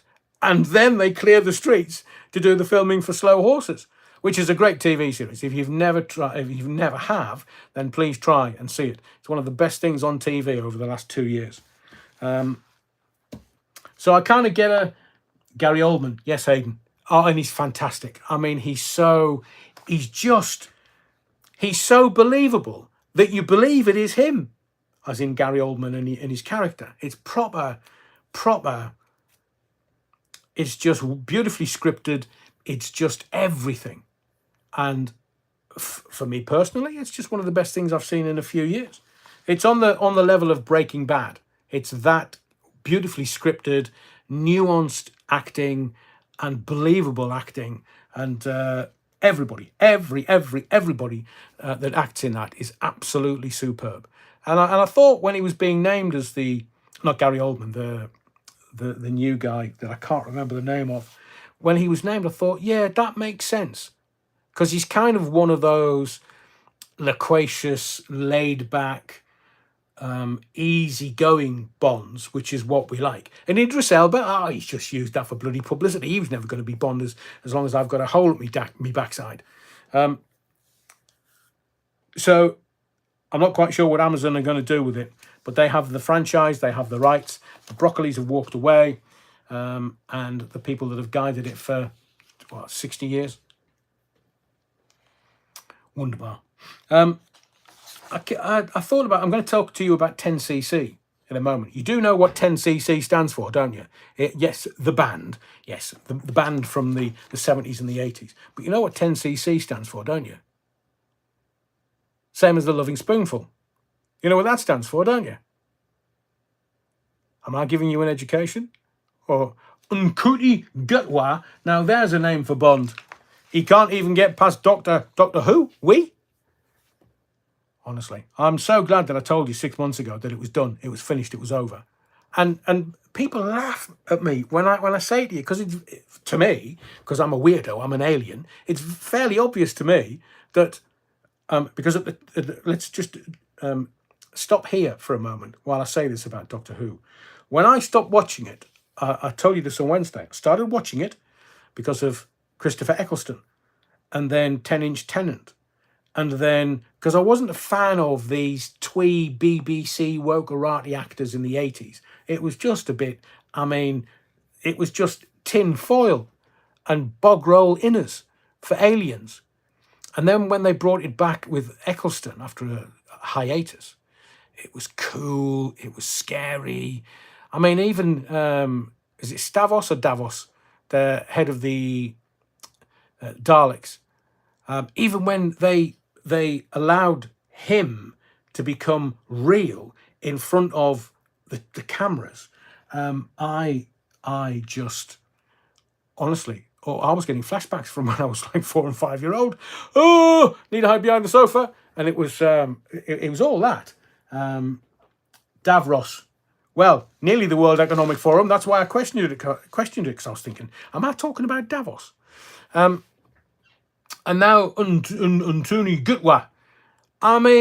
The Americans have gone, no, BBC, mate. No, we can't. No, our audience is not going to take that. But the BBC didn't think about that, so Disney are pulling their funding from Doctor Who. Once the money's gone, that's it.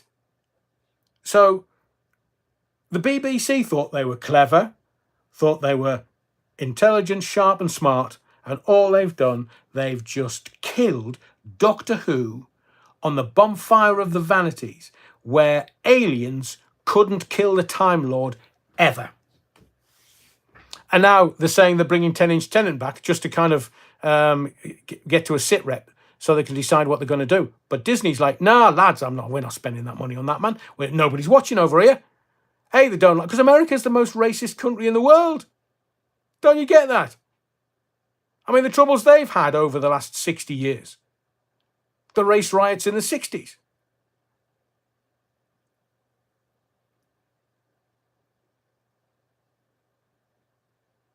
The BBC think they're a law unto themselves until the funding gets pulled. And that's when the workerati. Hang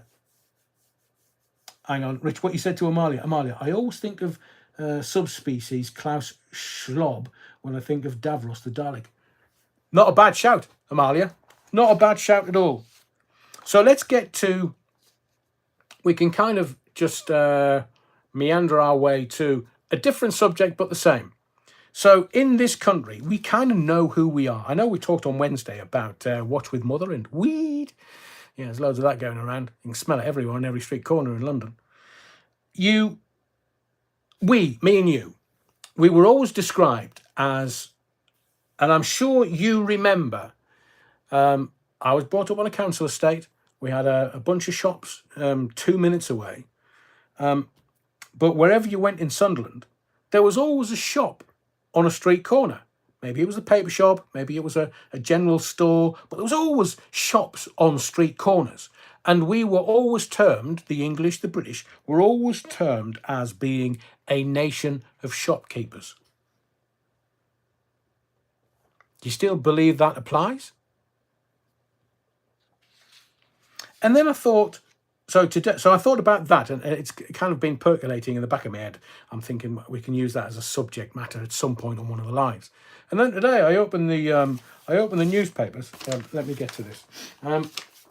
Opened the newspapers, and sure enough, what comes up in the papers today? The wrong-uns are now bringing in a new breed. So because, the bullies, the XL bullies are not allowed, they've got to be muzzled, and they can't be allowed to be out on the streets. they're now bringing in this breed of dog. It's called the Pakistani Bully. I shit you not. And this dog is built for fighting. So they're calling it the Bully Kutas. Kutas. The Bully Kutas, or as it's known, the Pakistani Mastiff. I mean, it's not as if we've got enough trouble with Pakistanis in this country. Certainly in northern towns that happen to be raping and have been convicted rapists of the white teenage girl in the north. But there was, I mean, I kind of get, cockeyed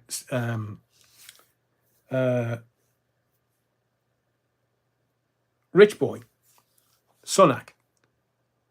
He came out with, oh, right, we're going to do something about this, because the whole country was up in arms about it. And now, because of those dogs being sort of taken away and the drugs dealers and stuff can't use them, because they were using them as weapons, in essence. So they just bring a different breed in. And it's like whack-a-mole, if you can use that analogy. So you whack one goes down, another one pops up somewhere else. So the people that want dogs as weapons, train ferocious weapons, just find a different breed to get round the legislation. And these that's why I call them as thick as pig shit, these politicians. They just kind of go, oh, mealy-mouthed, snake oil. And all of a sudden, they're bringing more dangerous dogs in, just slightly different breeds to get round the legislation. And these politicians didn't think about that. Idiots. So I have a proposal. If I'm ever Prime Minister, one, we were always known, even Thatcher's parents were known as she was a shopkeeper's daughter. Give the corner shop back to the communities. And also, we're a nation of dog lovers. Whatever happened to the English family? Now, I know we've got mad cat ladies everywhere. I'm not suggesting that mad cat ladies would have to lose their pussy. But we're a nation of pet owners, pet lovers. Make your own comedy up. I'm not. I'll get into trouble. But we were a nation of dog owners. So I think it should be de rigueur.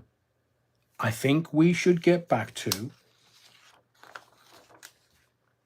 communities having shops on street corners, not supermarkets, street corners. Because invariably, if I buy some of my fresh produce from a corner shop or a market, it lasts 2 to 3 times as long as the shit I get from supermarkets.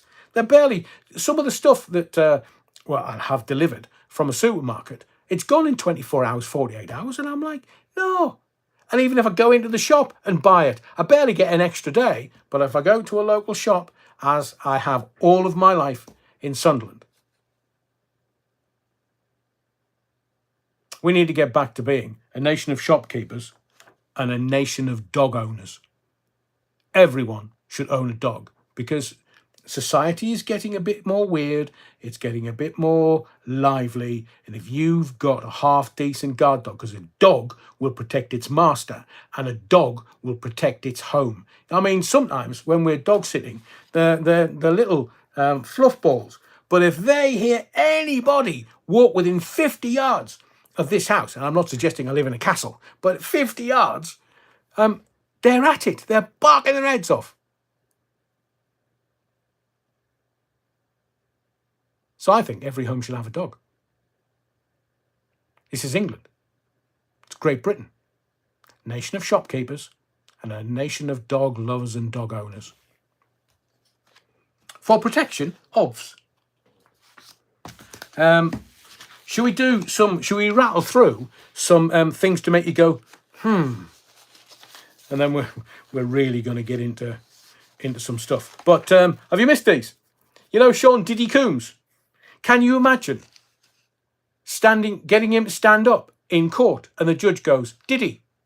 And the court goes, well, that's for you to decide. You're the bloody judge. So Sean Diddy Coombs, his lawyer, has quit.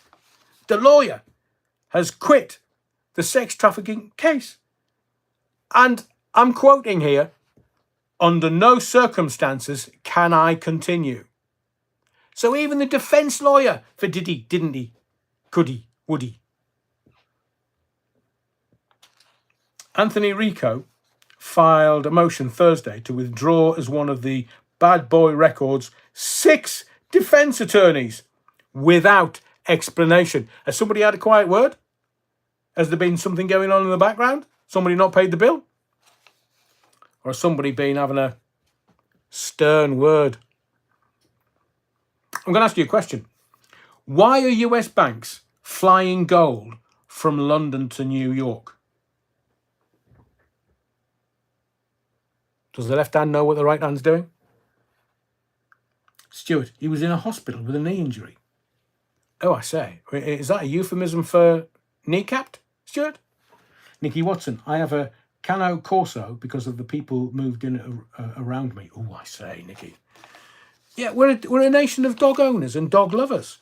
We love our pets. I'm not sure about the snakes and all the spiders. But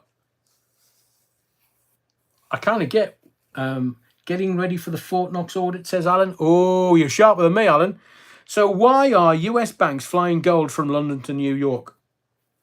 Around 8,000 gold bars have been moved out of the Bank of England's vaults in recent months. So is it money laundering? Gold bullion laundering? I mean, they want to get in Fort Knox. And Fort Knox is being told, open your bloody doors, you wrong uns. And Fort Knox has gone, no. 1974. 1974 was the last time they had an audit and people got their peepers on the gold. 50 years. And now they're panicking because they're going to have to show the world that there's gold in Fort Knox. And all of a sudden, they're shipping 8,000 gold bars from Bank of England in London. Told you before, City of London, in London, the square mile is old money, proper old money. And is one of the richest places on planet Earth. And who put the square mile together? Templars.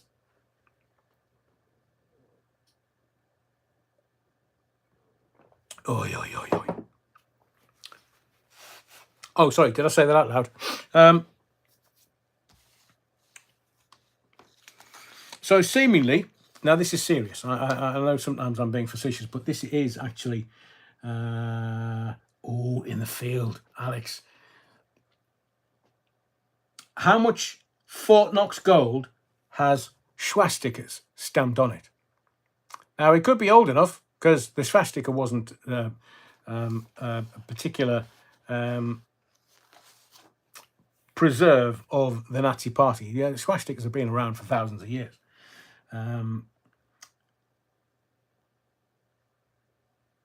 Ray Norton, City of London as a PLC.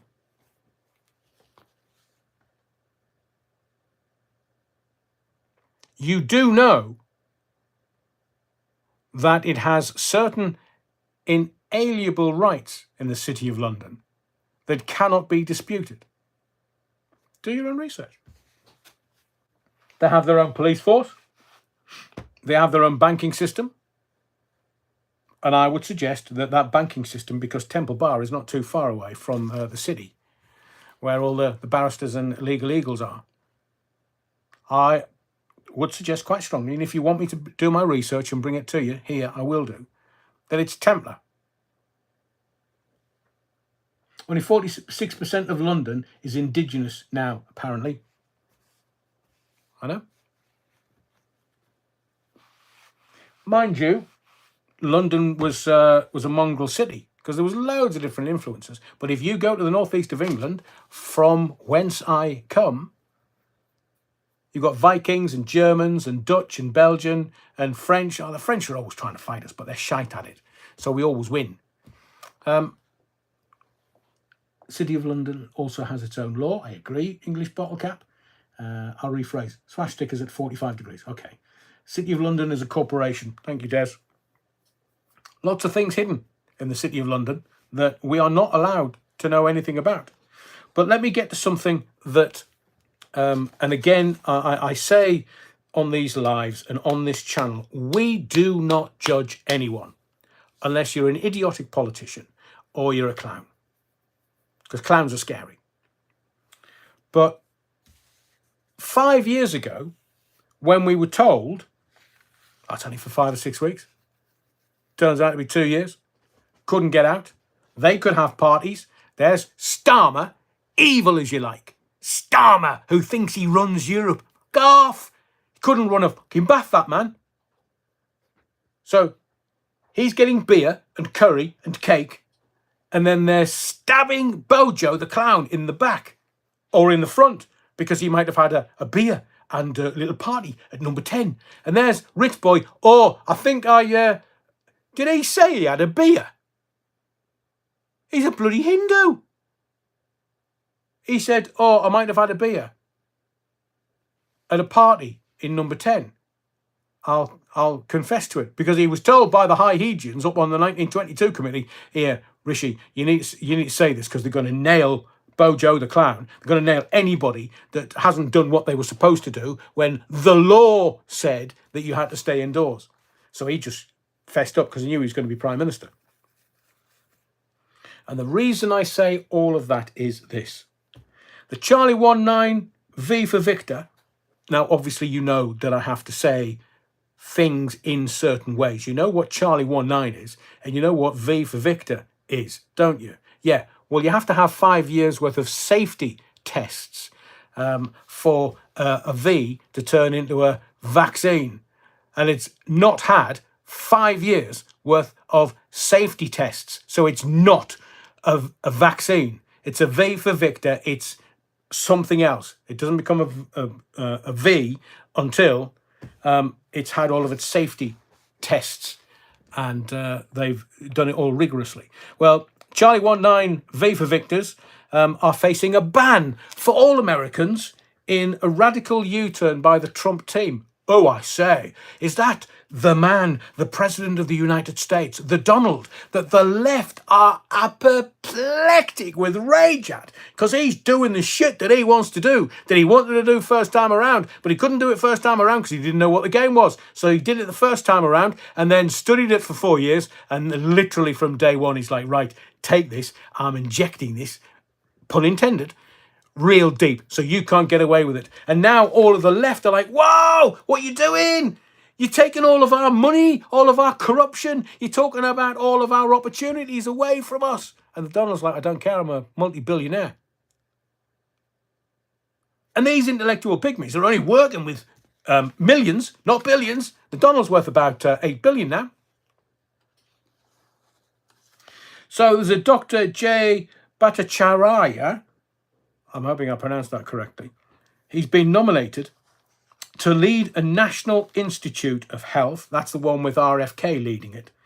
And they've backed a petition calling for the mRNA V for Victor to be paused and retested. Now, Dr. B is one of the signatories of the HOPE Accord, which claims there is a causal link between the mRNA shots and an alarming rise in excess deaths worldwide. And I will guarantee you that I may not be able to edit this part of the live and put it out as a separate video here. I might be able to on X and or Rumble, but not here. So there's a new study come out of Yale Medical School in America, and it's finding that people suffering from, you've heard this term used lots over the last 5 years, long COVID. They're actually suffering from mRNA V for Victor injury, the jibber jabber injury. It's not long COVID. And this is Yale Medical School that have studied this and found people suffering from long COVID are actually suffering from mRNA V for Victor injury. But it's worse than that. These people are suffering from V for Victor induced AIDS. Yes, you heard me right. AIDS. But it's V induced AIDS. It's called V-AIDS.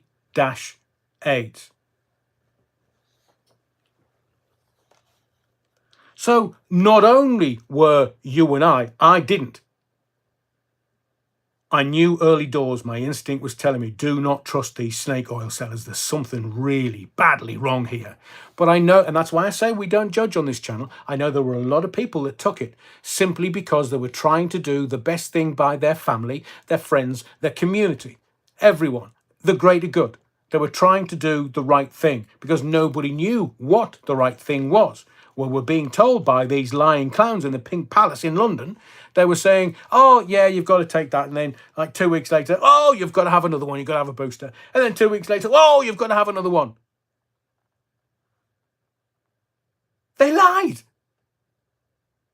It's a crime against humanity. These clowns need to be in a court of law and tried. But will they? Will they, bollocks? So not only were we forced to take an experimental V for Victor, we were lied to about it. No, it didn't stop you from contracting or transmitting the V for Victor. It wasn't safe. The jibber jabber. It causes heart issues, blood clots, autoimmune disorders. We were censored when we questioned the madness, and now we find out the mRNA jab causes V-AIDS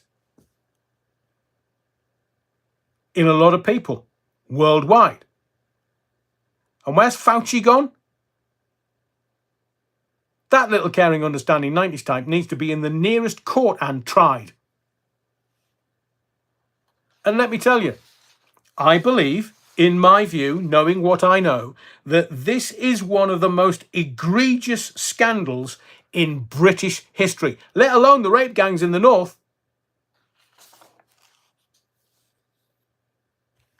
Now, I believe, because someone was talking about Kash Patel and I kind of brought it round full circle, I believe that Kash Patel's first order of business at the FBI should be hunting down and throwing in prison in America every person involved in this crime against humanity. And this wobbly-headed idiot, Keir Starmer, queer as folk, Keir, he should be doing the very first thing, and it's not to go to Ukraine and give them £300 billion. It's not to go and fraternise with your mates in France or in Canada or anywhere else. He was the Director of Public Prosecutions. He will know whether rounding them up and chucking them in chokey will fly. He will know. Because his mates at the Crown Prosecution Service will be able to say, here, Keir, mate, yeah, it's a goer. Crimes against humanity. Chuck them inside, chuck the key away, and let them rot.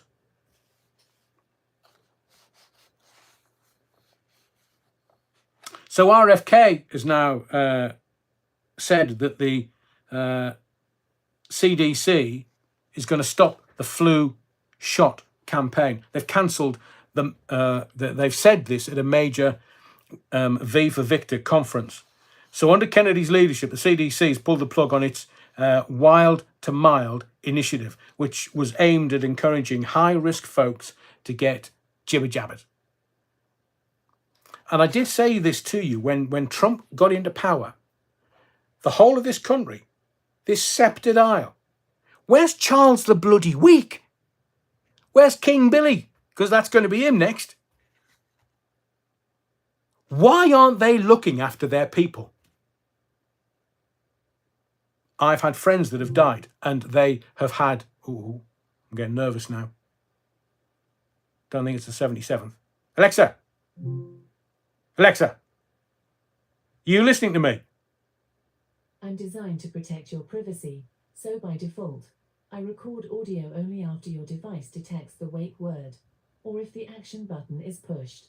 On Echo devices, you'll always know when your request is being sent to the cloud and recorded, because a blue light indicator will appear or an audio tone will sound. You can learn more by visiting amazon.co.uk/Alexa privacy. Alexa, Alexa, Alexa, Alexa. Now, you know I've been doing this for an hour and 3/4, and not once has she gone off. The minute I've started talking about something really serious, she's recording what I'm saying. Alexa, go fuck yourself. Record that, you twat.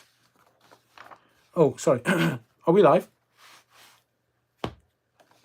Yeah, I bet you won't answer back. Caring, understanding, 90s type. Record this as much as you want, because my potty mouth is about to kick off. Switch Alexa off and pull the bloody plug. It's banned from my house. I don't know, I'm getting to that point. Although I do like listening to me radio stations. Terry says, hang on, Amalia Grassi, can't hear her. What's she lecturing? She's telling me that she records me privacy, for me privacy, in case I need privacy. Well, I suppose your lord and master, the gay boy, the gay lord, I'm surprised he hasn't got a mustache and he looks like a clone with tight skin, tight jeans, a white singlet vest and oxblood Doc Martens. Does he, Alexa? Your gay lord master, is he a clone?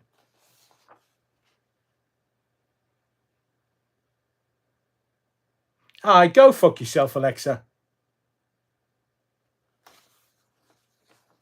See me rage has come up now. That's proper. So let's get into it. I will get us some nice stuff in a second, because I've got loads to talk about tonight. I want to talk about the CIA, because it looks like that the Trump administration are going to break down the CIA, and the agents can't cope with it. You know, the CIA now. Kash Patel is going to throw out the RFK, JFK, Martin Luther King. Boy, what a boy Martin Luther King was. He was shagging anything that moves. Supposed to be this righteous preacher. Jesus, and he holds a goal for that boy. And I've seen the papers. And anyway, he's dead. Can't libel a dead person. But the CIA is saying that they don't have the undercover agents, genuinely competent intelligence officers who can enter foreign countries covertly. That is through legal entry points, but with a persuasive false identity or in a clandestine fashion by slipping over the border undetected. Oh, I've slipped over the border once or twice. I didn't get my face slapped either. So even the CIA, the woke CIA, they haven't got the proper agents now. They can't do what 14 Int used to do. Can't tell you how I know, but I know. 14 Int used to use the ferries on the west coast of England to get over into Northern Ireland and stuff. Not going to say any more, but I know that 14 Int was in and out there, so to speak, technical term.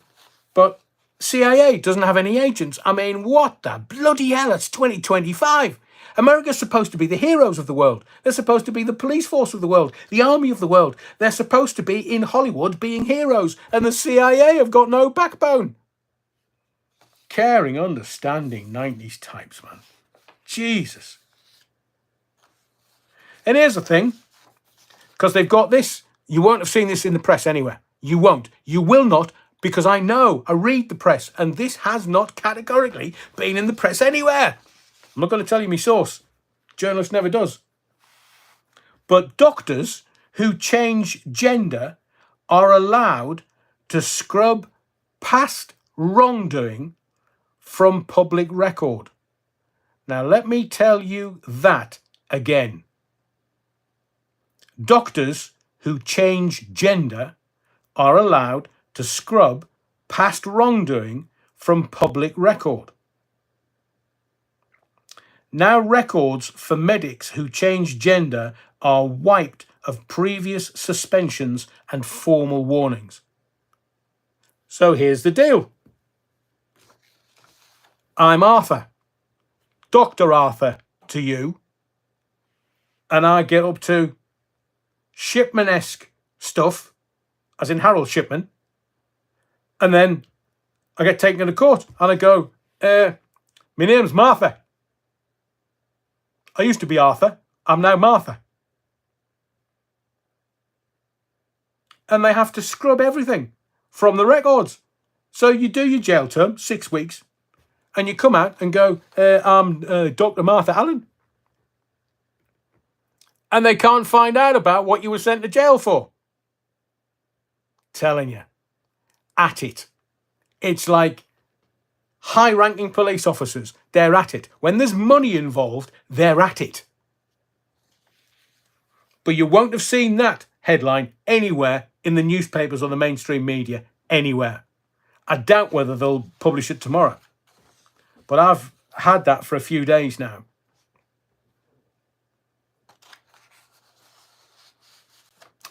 So I want you to keep an eye on something, because again, I'm not going to give you much detail around this, but it's something that's going to blow your mind.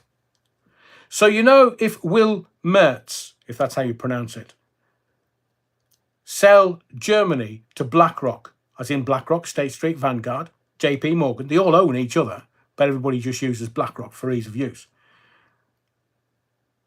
If Mertz is elected, Germany will become the first country to be ruled by a former BlackRock official. You do understand what I'm telling you. But Mertz's ties to elite institutions go back much further. For over 2 decades. Even before joining BlackRock, he embodied the revolving door between politics, business, and finance. So let me just boil that down for you, like an executive summary. If Will Mertz is elected and is chief honcho, he will be a former BlackRock official running Germany. This is how they operate. This is why the World Economic Forum is not to be trusted under any circumstances or anybody involved with it. David Beckham! He got a prize, nice crystal prize. What were you doing in Davos, David? And you'll notice that none of the mainstream media covered this. Starmer was there. Rachel from Accounts was there. Liz Truss has been there. Bojo the Clown has been there. And now they've possibly got a German politician that used to work for BlackRock. And he was ball deep in that grey area that involves politics, business and finance. Germany's finished. Germany's done. But you see, Germany was always meant to get the pipeline from the Black Sea out west through the top of Yugoslavia and through Central Europe into Germany to power the German economy. But then, can you not remember Vladimir Slobodan cocky bitch? Remember Vladimir? They're all called Vladimir nowadays. Slobodan Milosevic, I'm being facetious. Slobodan Milosevic had a meeting with some weighty people. And he said, I run Yugoslavia. My country, I run it. You can Foxtrot Oscar. And the Americans went, Slobodan, are you sure? He said, yes, I'm sure. I run this country. You don't. I'm in charge. You're not. And the Americans went, all right then. All right, bunny lad. No problem. All we wanted was this pipeline to come through Yugoslavia. You could have had a cut. You could have skimmed a bit off the top. But we wanted the pipeline to come from the Black Sea. Remember the Black Sea? Remember what I'm saying to you? The Black Sea. And that's why Russia wanted it. Slobodan Milosevic was arrested. I think it was crimes against humanity. And he was put in jail. And if not, bugger me, he dies of a bloody heart attack in jail. Don't upset the Americans. Slobodan Milosevic told the Americans to Foxtrot Oscar. The Americans went, not a problem, Slobodan. We just wanted to run a pipeline from the Black Sea to Germany to power the German economy. The German economy is tanking because they haven't done the pipeline. They haven't. It's tanking. And Slobodan wound up with a heart attack in jail. How'd that happen then? What, you think I'm a cynical old tart? And you've not cottoned on? The Russians went into Afghanistan in the 80s because they knew about the oil and the gas in the Caspian Sea. I keep telling you, but nobody believes me. Why? Because they've not done their homework. I'm not suggesting I'm going to set it out, and if you don't do it, I'll give you 100 lines. I must believe everything Adrian says.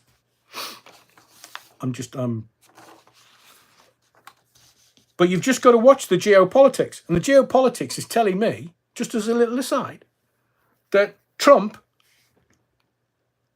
is going to make America the crypto capital of the world. He's going to make America energy independent. Him and Putin are going to carve the Black Sea up. Him and Israel and Netanyahu are going to carve up the Gaza Strip. They're going to carve up the East Mediterranean Sea. I told you nearly 2 years ago what they were going to do with the oil and the gas and the Ben Gurion Canal. The Ben Gurion Canal alone will make Israel tens of billions of dollars annually. This whole charade is about energy independence. Israel, Gaza, Black Sea, Crimea, Ukraine, America, Greenland, Alaska. It's all about American independence, American energy independence. And the Gulf of America, because they can't drill in the Gulf of Mexico. There's some law somewhere buried deep, pun intended, that they can't get stuck into the Gulf of Mexico. So they've renamed it. Now it's the Gulf of America. Drill, baby, drill. They can do anything they want. And the whole world is just distracted because Britain's Got Plastic Surgery is back on the telly, distracting you because they are feeding you blipverts, if you remember Max Headroom. They're feeding you full of shite. They're telling you that you can't have food. Not food, but you can have stuff that they manufacture in a lab that they call food. And it's not even food. Now, I don't do this to toy with your emotions. I don't do this to scare you. I tell you this to put it on a radar, and you can take it if you wish or completely dismiss it if you wish, because I'm not suggesting that I know everything or I'm always right.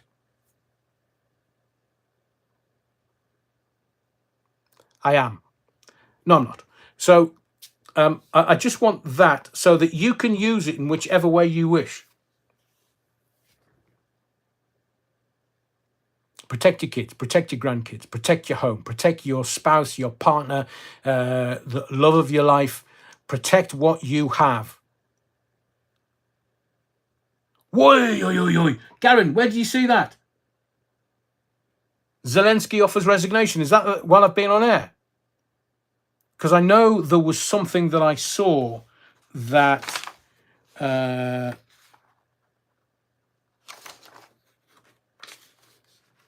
Right.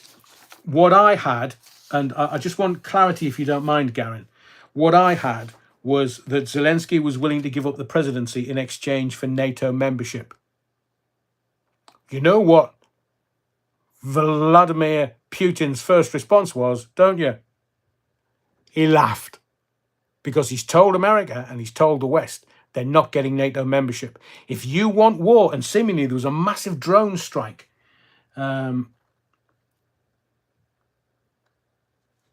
Terry said, yep, that's true. So it must be what I've got, and it's just been, it's hitting the wires.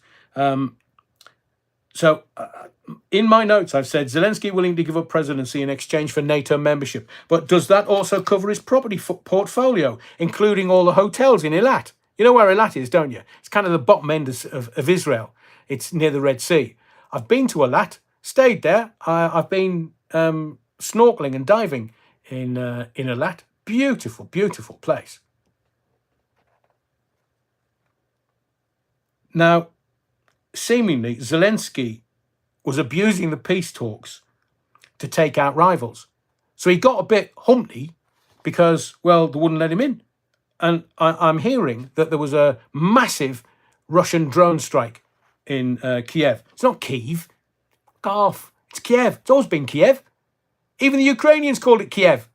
I've got close Ukrainian, because there's in this country, before the war started, or sorry, should I say the last 3 years of the war, because the war's been going on a lot longer than just a couple of years. There's amazing, wonderful, brilliant Ukrainian dancers that go around the country just, dancing for folk. And one of my former work colleagues, who's wonderful, wonderful, wonderful, she used to tell me about these dancing troupes. And she used to go back to Ukraine. I mean, I'm talking 15, 18 years ago. It was called Kiev. She called it Kiev. I called it Kiev. Chicken Kiev. We didn't call it Chicken Kiev, did we? But they changed names for inexplicable reason. Like they'll, if anything happens in a house, anything really dark and nasty, just flatten the house. But Savile's bungalow in Scotland, it's still standing. I bet they'll flatten that soon. Because all the ghouls go, oh, bloody hell. So, an attempt to eliminate the influence of former Ukrainian President Pyotr Poroshenko could be Zelensky's last mistake. What am I talking about? I mean that Zelensky is like a dying fly now. He's on his back, legs are wiggling, and Peter Poroshenko, the former Ukrainian president, wants to get the power back in. They all do, because it's worth millions to them. Not Zelensky, not Sniffy, because he's had billions out of America. He's had billions out, and millions have gone back in to OCG Biden's family. President Brown Trousers. You know, the one that shit himself regularly, I mean, in 100 or 200 or 300 years. The Americans are going to go, dodged a bullet there. What were camel toe and President Brown Trousers? And you do know that in 2026, it's going to be, was it 1776? So what's that, 250? I'm going to say 218 to, yeah, it's 250 years since America became America because they were pissed off at the king. Not a first, Charles the Whig, watch out, King Billy. So,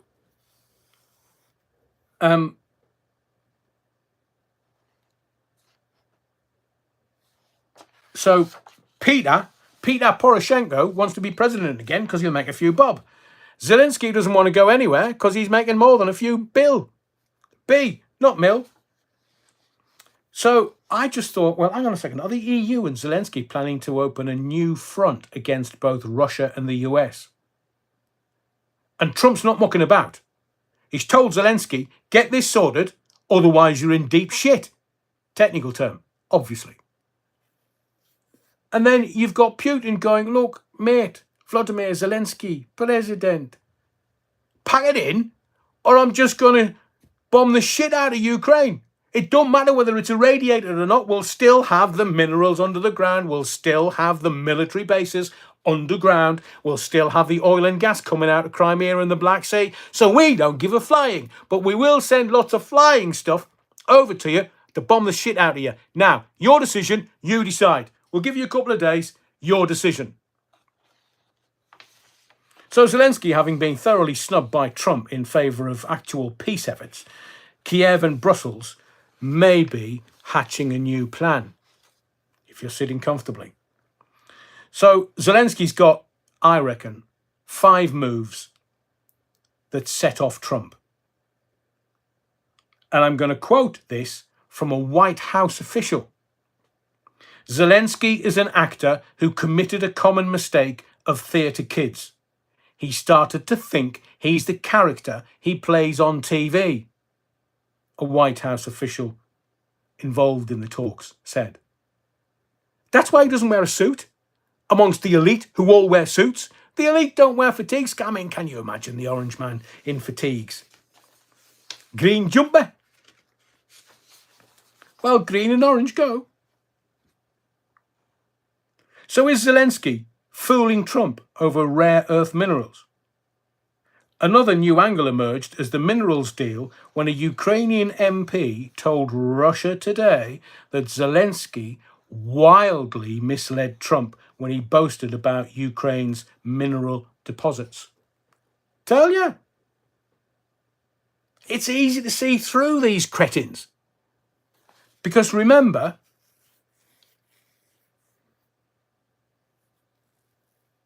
Trump knew. Trump's always known about the mineral deposits. BlackRock, State Street, Vanguard, JP Morgan, they're all aware of the mineral deposits.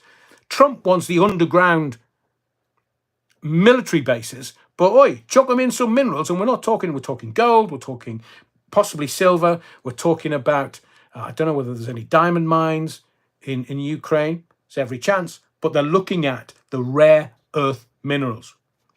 Looking at stuff that you need to have to make batteries for electric cars. For Elon. So a new angle's emerged to the minerals deal when I've already told you that. Now, remember the Nord Stream 1 pipeline? And it was the CIA that bombed it. It was America that bombed it and blamed it on Putin. Putin laughed. See, we had nothing to do with that. That was the bloody Americans. And everybody laughed. Because it was a comedy sketch. So I'm going to ask you this question. After the Ukrainian election, will Nord Stream 2, because there's going to be elections in Ukraine. I told you that on Wednesday night. Will a bomb explode after the Ukrainian elections at the Nord Stream 2 pipeline? But the Russians and Americans could work together to investigate the explosion of the Nord Stream 2 pipeline. That would not be good news for Olaf Scholz. Now, Moscow's already... I hope I'm not going too quickly for you here, but this is just hang on to my coattails. Moscow have demanded NATO withdrawal from Eastern Europe during these Trump, America, Putin, Russia talks. They want NATO gone. They don't want to have this buffer zone where there may be a threat not far away. I mean, you've got ballistic missiles from Russia traveling at Mach 4. Nothing can stop them until they go boom! And we're sitting here watching Britain's got plastic surgery.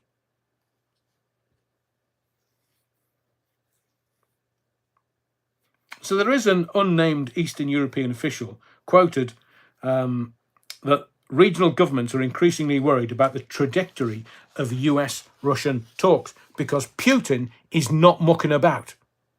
He's not. I told you he wasn't. He's been asking for peace for over 6 months. Zelensky's been kind of talking about it, but when Putin comes out and goes, I want peace, Zelensky goes, hey, yeah, me too. Then Donald comes in, hey, Vladimir, it's Donald, I'm in again. What should we do this time? Should I have a bit of a giggle? Shits and giggles. Do you want to come over to Mar-a-Lago? Well, which one do you make? Well, you can have Mar-a-Lago in America or Mara-Gaza in Israel. You decide. I'm going to build both. And here's the kicker. Trump, it is rumoured, is going to abandon Russian war crimes prosecutions. The US have refused to label Russia as an aggressor at a meeting of a core group of countries preparing a Nuremberg-style tribunal to try Vladimir Putin for his war crimes. It's not going to happen. They're going to talk about it. Obviously, they'll talk about it. They just talk shite most of the time. They're just like, how many million are you going to give me? Will 10 million do? Lovely. Keep my gob shut. Vix text, quid pro quo. Of course. Of course. And it'll all just die down because everybody wants peace except Biden and the left and the American Democrats who make more money from war. But the Donald said there's going to be no war. As soon as I get into office, I'm going to shut this down. And that's what he's doing. So everything he said on the campaign trail, he's doing. But the Democrats are shitting themselves.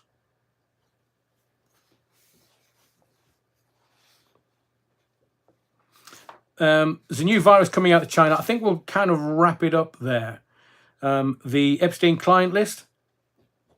Pam Bondi, she's the new Attorney General in America. I'll just very quickly tell you this. So the Epstein client list, according to Pam Bondi, the Attorney General, is sitting on my desk for review. So the client list of Jeffrey Epstein is on Attorney General Pam Bondi's desk. She said in an interview on Friday, what is it now, Sunday, that making the elusive document one step closer to potential public release. Except, let me mark your card, and you need to know this, so that when the newspapers say Trump's pulled it, or when something happens and they don't release the names, like Tony Blair, Peter Mandelson, Prince Andrew, et al.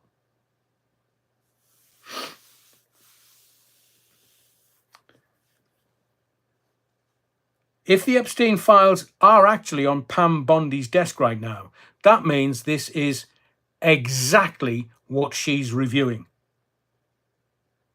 The executive order for release of these files, and this is why I'm steering you towards this, includes a process to ensure, and I quote, no harm can be done to national security, law enforcement, or foreign relations. I'll read that to you again. The executive order that Trump signed for release of these files included a process to ensure no harm can be done to national security, law enforcement, or foreign relations. So, Mandy Mandelson, Tony Blair, anybody else in those little black book or books, Prince Andrew, if it's going to affect foreign relations, they're just going to redact it and stop it and bin it. File 13. So please don't think that you're going to get the Epstein client list. You might get some low-hanging fruit, but the real biggies, Clinton et al., who was photographed with Epstein, who was on the Lolita Express quite a few times. If it affects foreign relations, national security, or law enforcement, they're not going to be released. So I'm just letting you know, in case it goes this way, that the review process isn't a guarantee for full disclosure. So if, say, intelligence or law enforcement officials deem that revealing, say, Mossad's role would damage US-Israel relations today, I mean, that includes the Middle East tensions around Gaza and stuff, that the CIA or the FBI involvement would undermine active operations, they can still push for redactions or exclusions, provided they justify it within the executive order's framework. So the final call will actually rest on how much Trump leans on public interest versus agency caution. So while it could be disclosed, there's no guarantee it hinges on the balance struck in those release plans and Trump's willingness to overrule objections. Just keep an eye on it. They're snake oil sellers. There's only Trump really doing what he said he would do. Everybody else lies through their back teeth. I'll take Trump, Musk, and some of his close. RFK, I take them out of that subject. But do not think that we're on solid ground here, because we're not. And it really is a time of caution and nervousness around what can be published and what can't be published. So thank you for this evening's live. If you can and you haven't already, there's still over 200 people watching. Please smash the likes on the way out, you wrong-uns. Make sure the body of the Kirk is still in good order. You haven't made a mess, too much partying. Nicholas says, don't forget the offer free digs at our house in Hebden for you and the Mrs. Rev next time you're up in the northeast. You must walk the puppy. Let me and Liz have a lie in. Brilliant. Yeah, love to. I'm not too far away as it is. But thank you to everyone that's been part of the live this evening. Thank you for all your messages. There's been tons and tons and tons of them. I will review them over the next couple of days. Thank you for your likes. We've We've got 150. I'd like to get over 200 because it does do magic things to the algorithm. Thank you for your likes, your subscriptions, but most of all, your indulgence. Please be safe, stay well. Whatever you do, don't forget the Battenberg. And remember, the theatre of the mind, we're more than just the headlines. See you Wednesday, 8 p.m. Look after yourselves.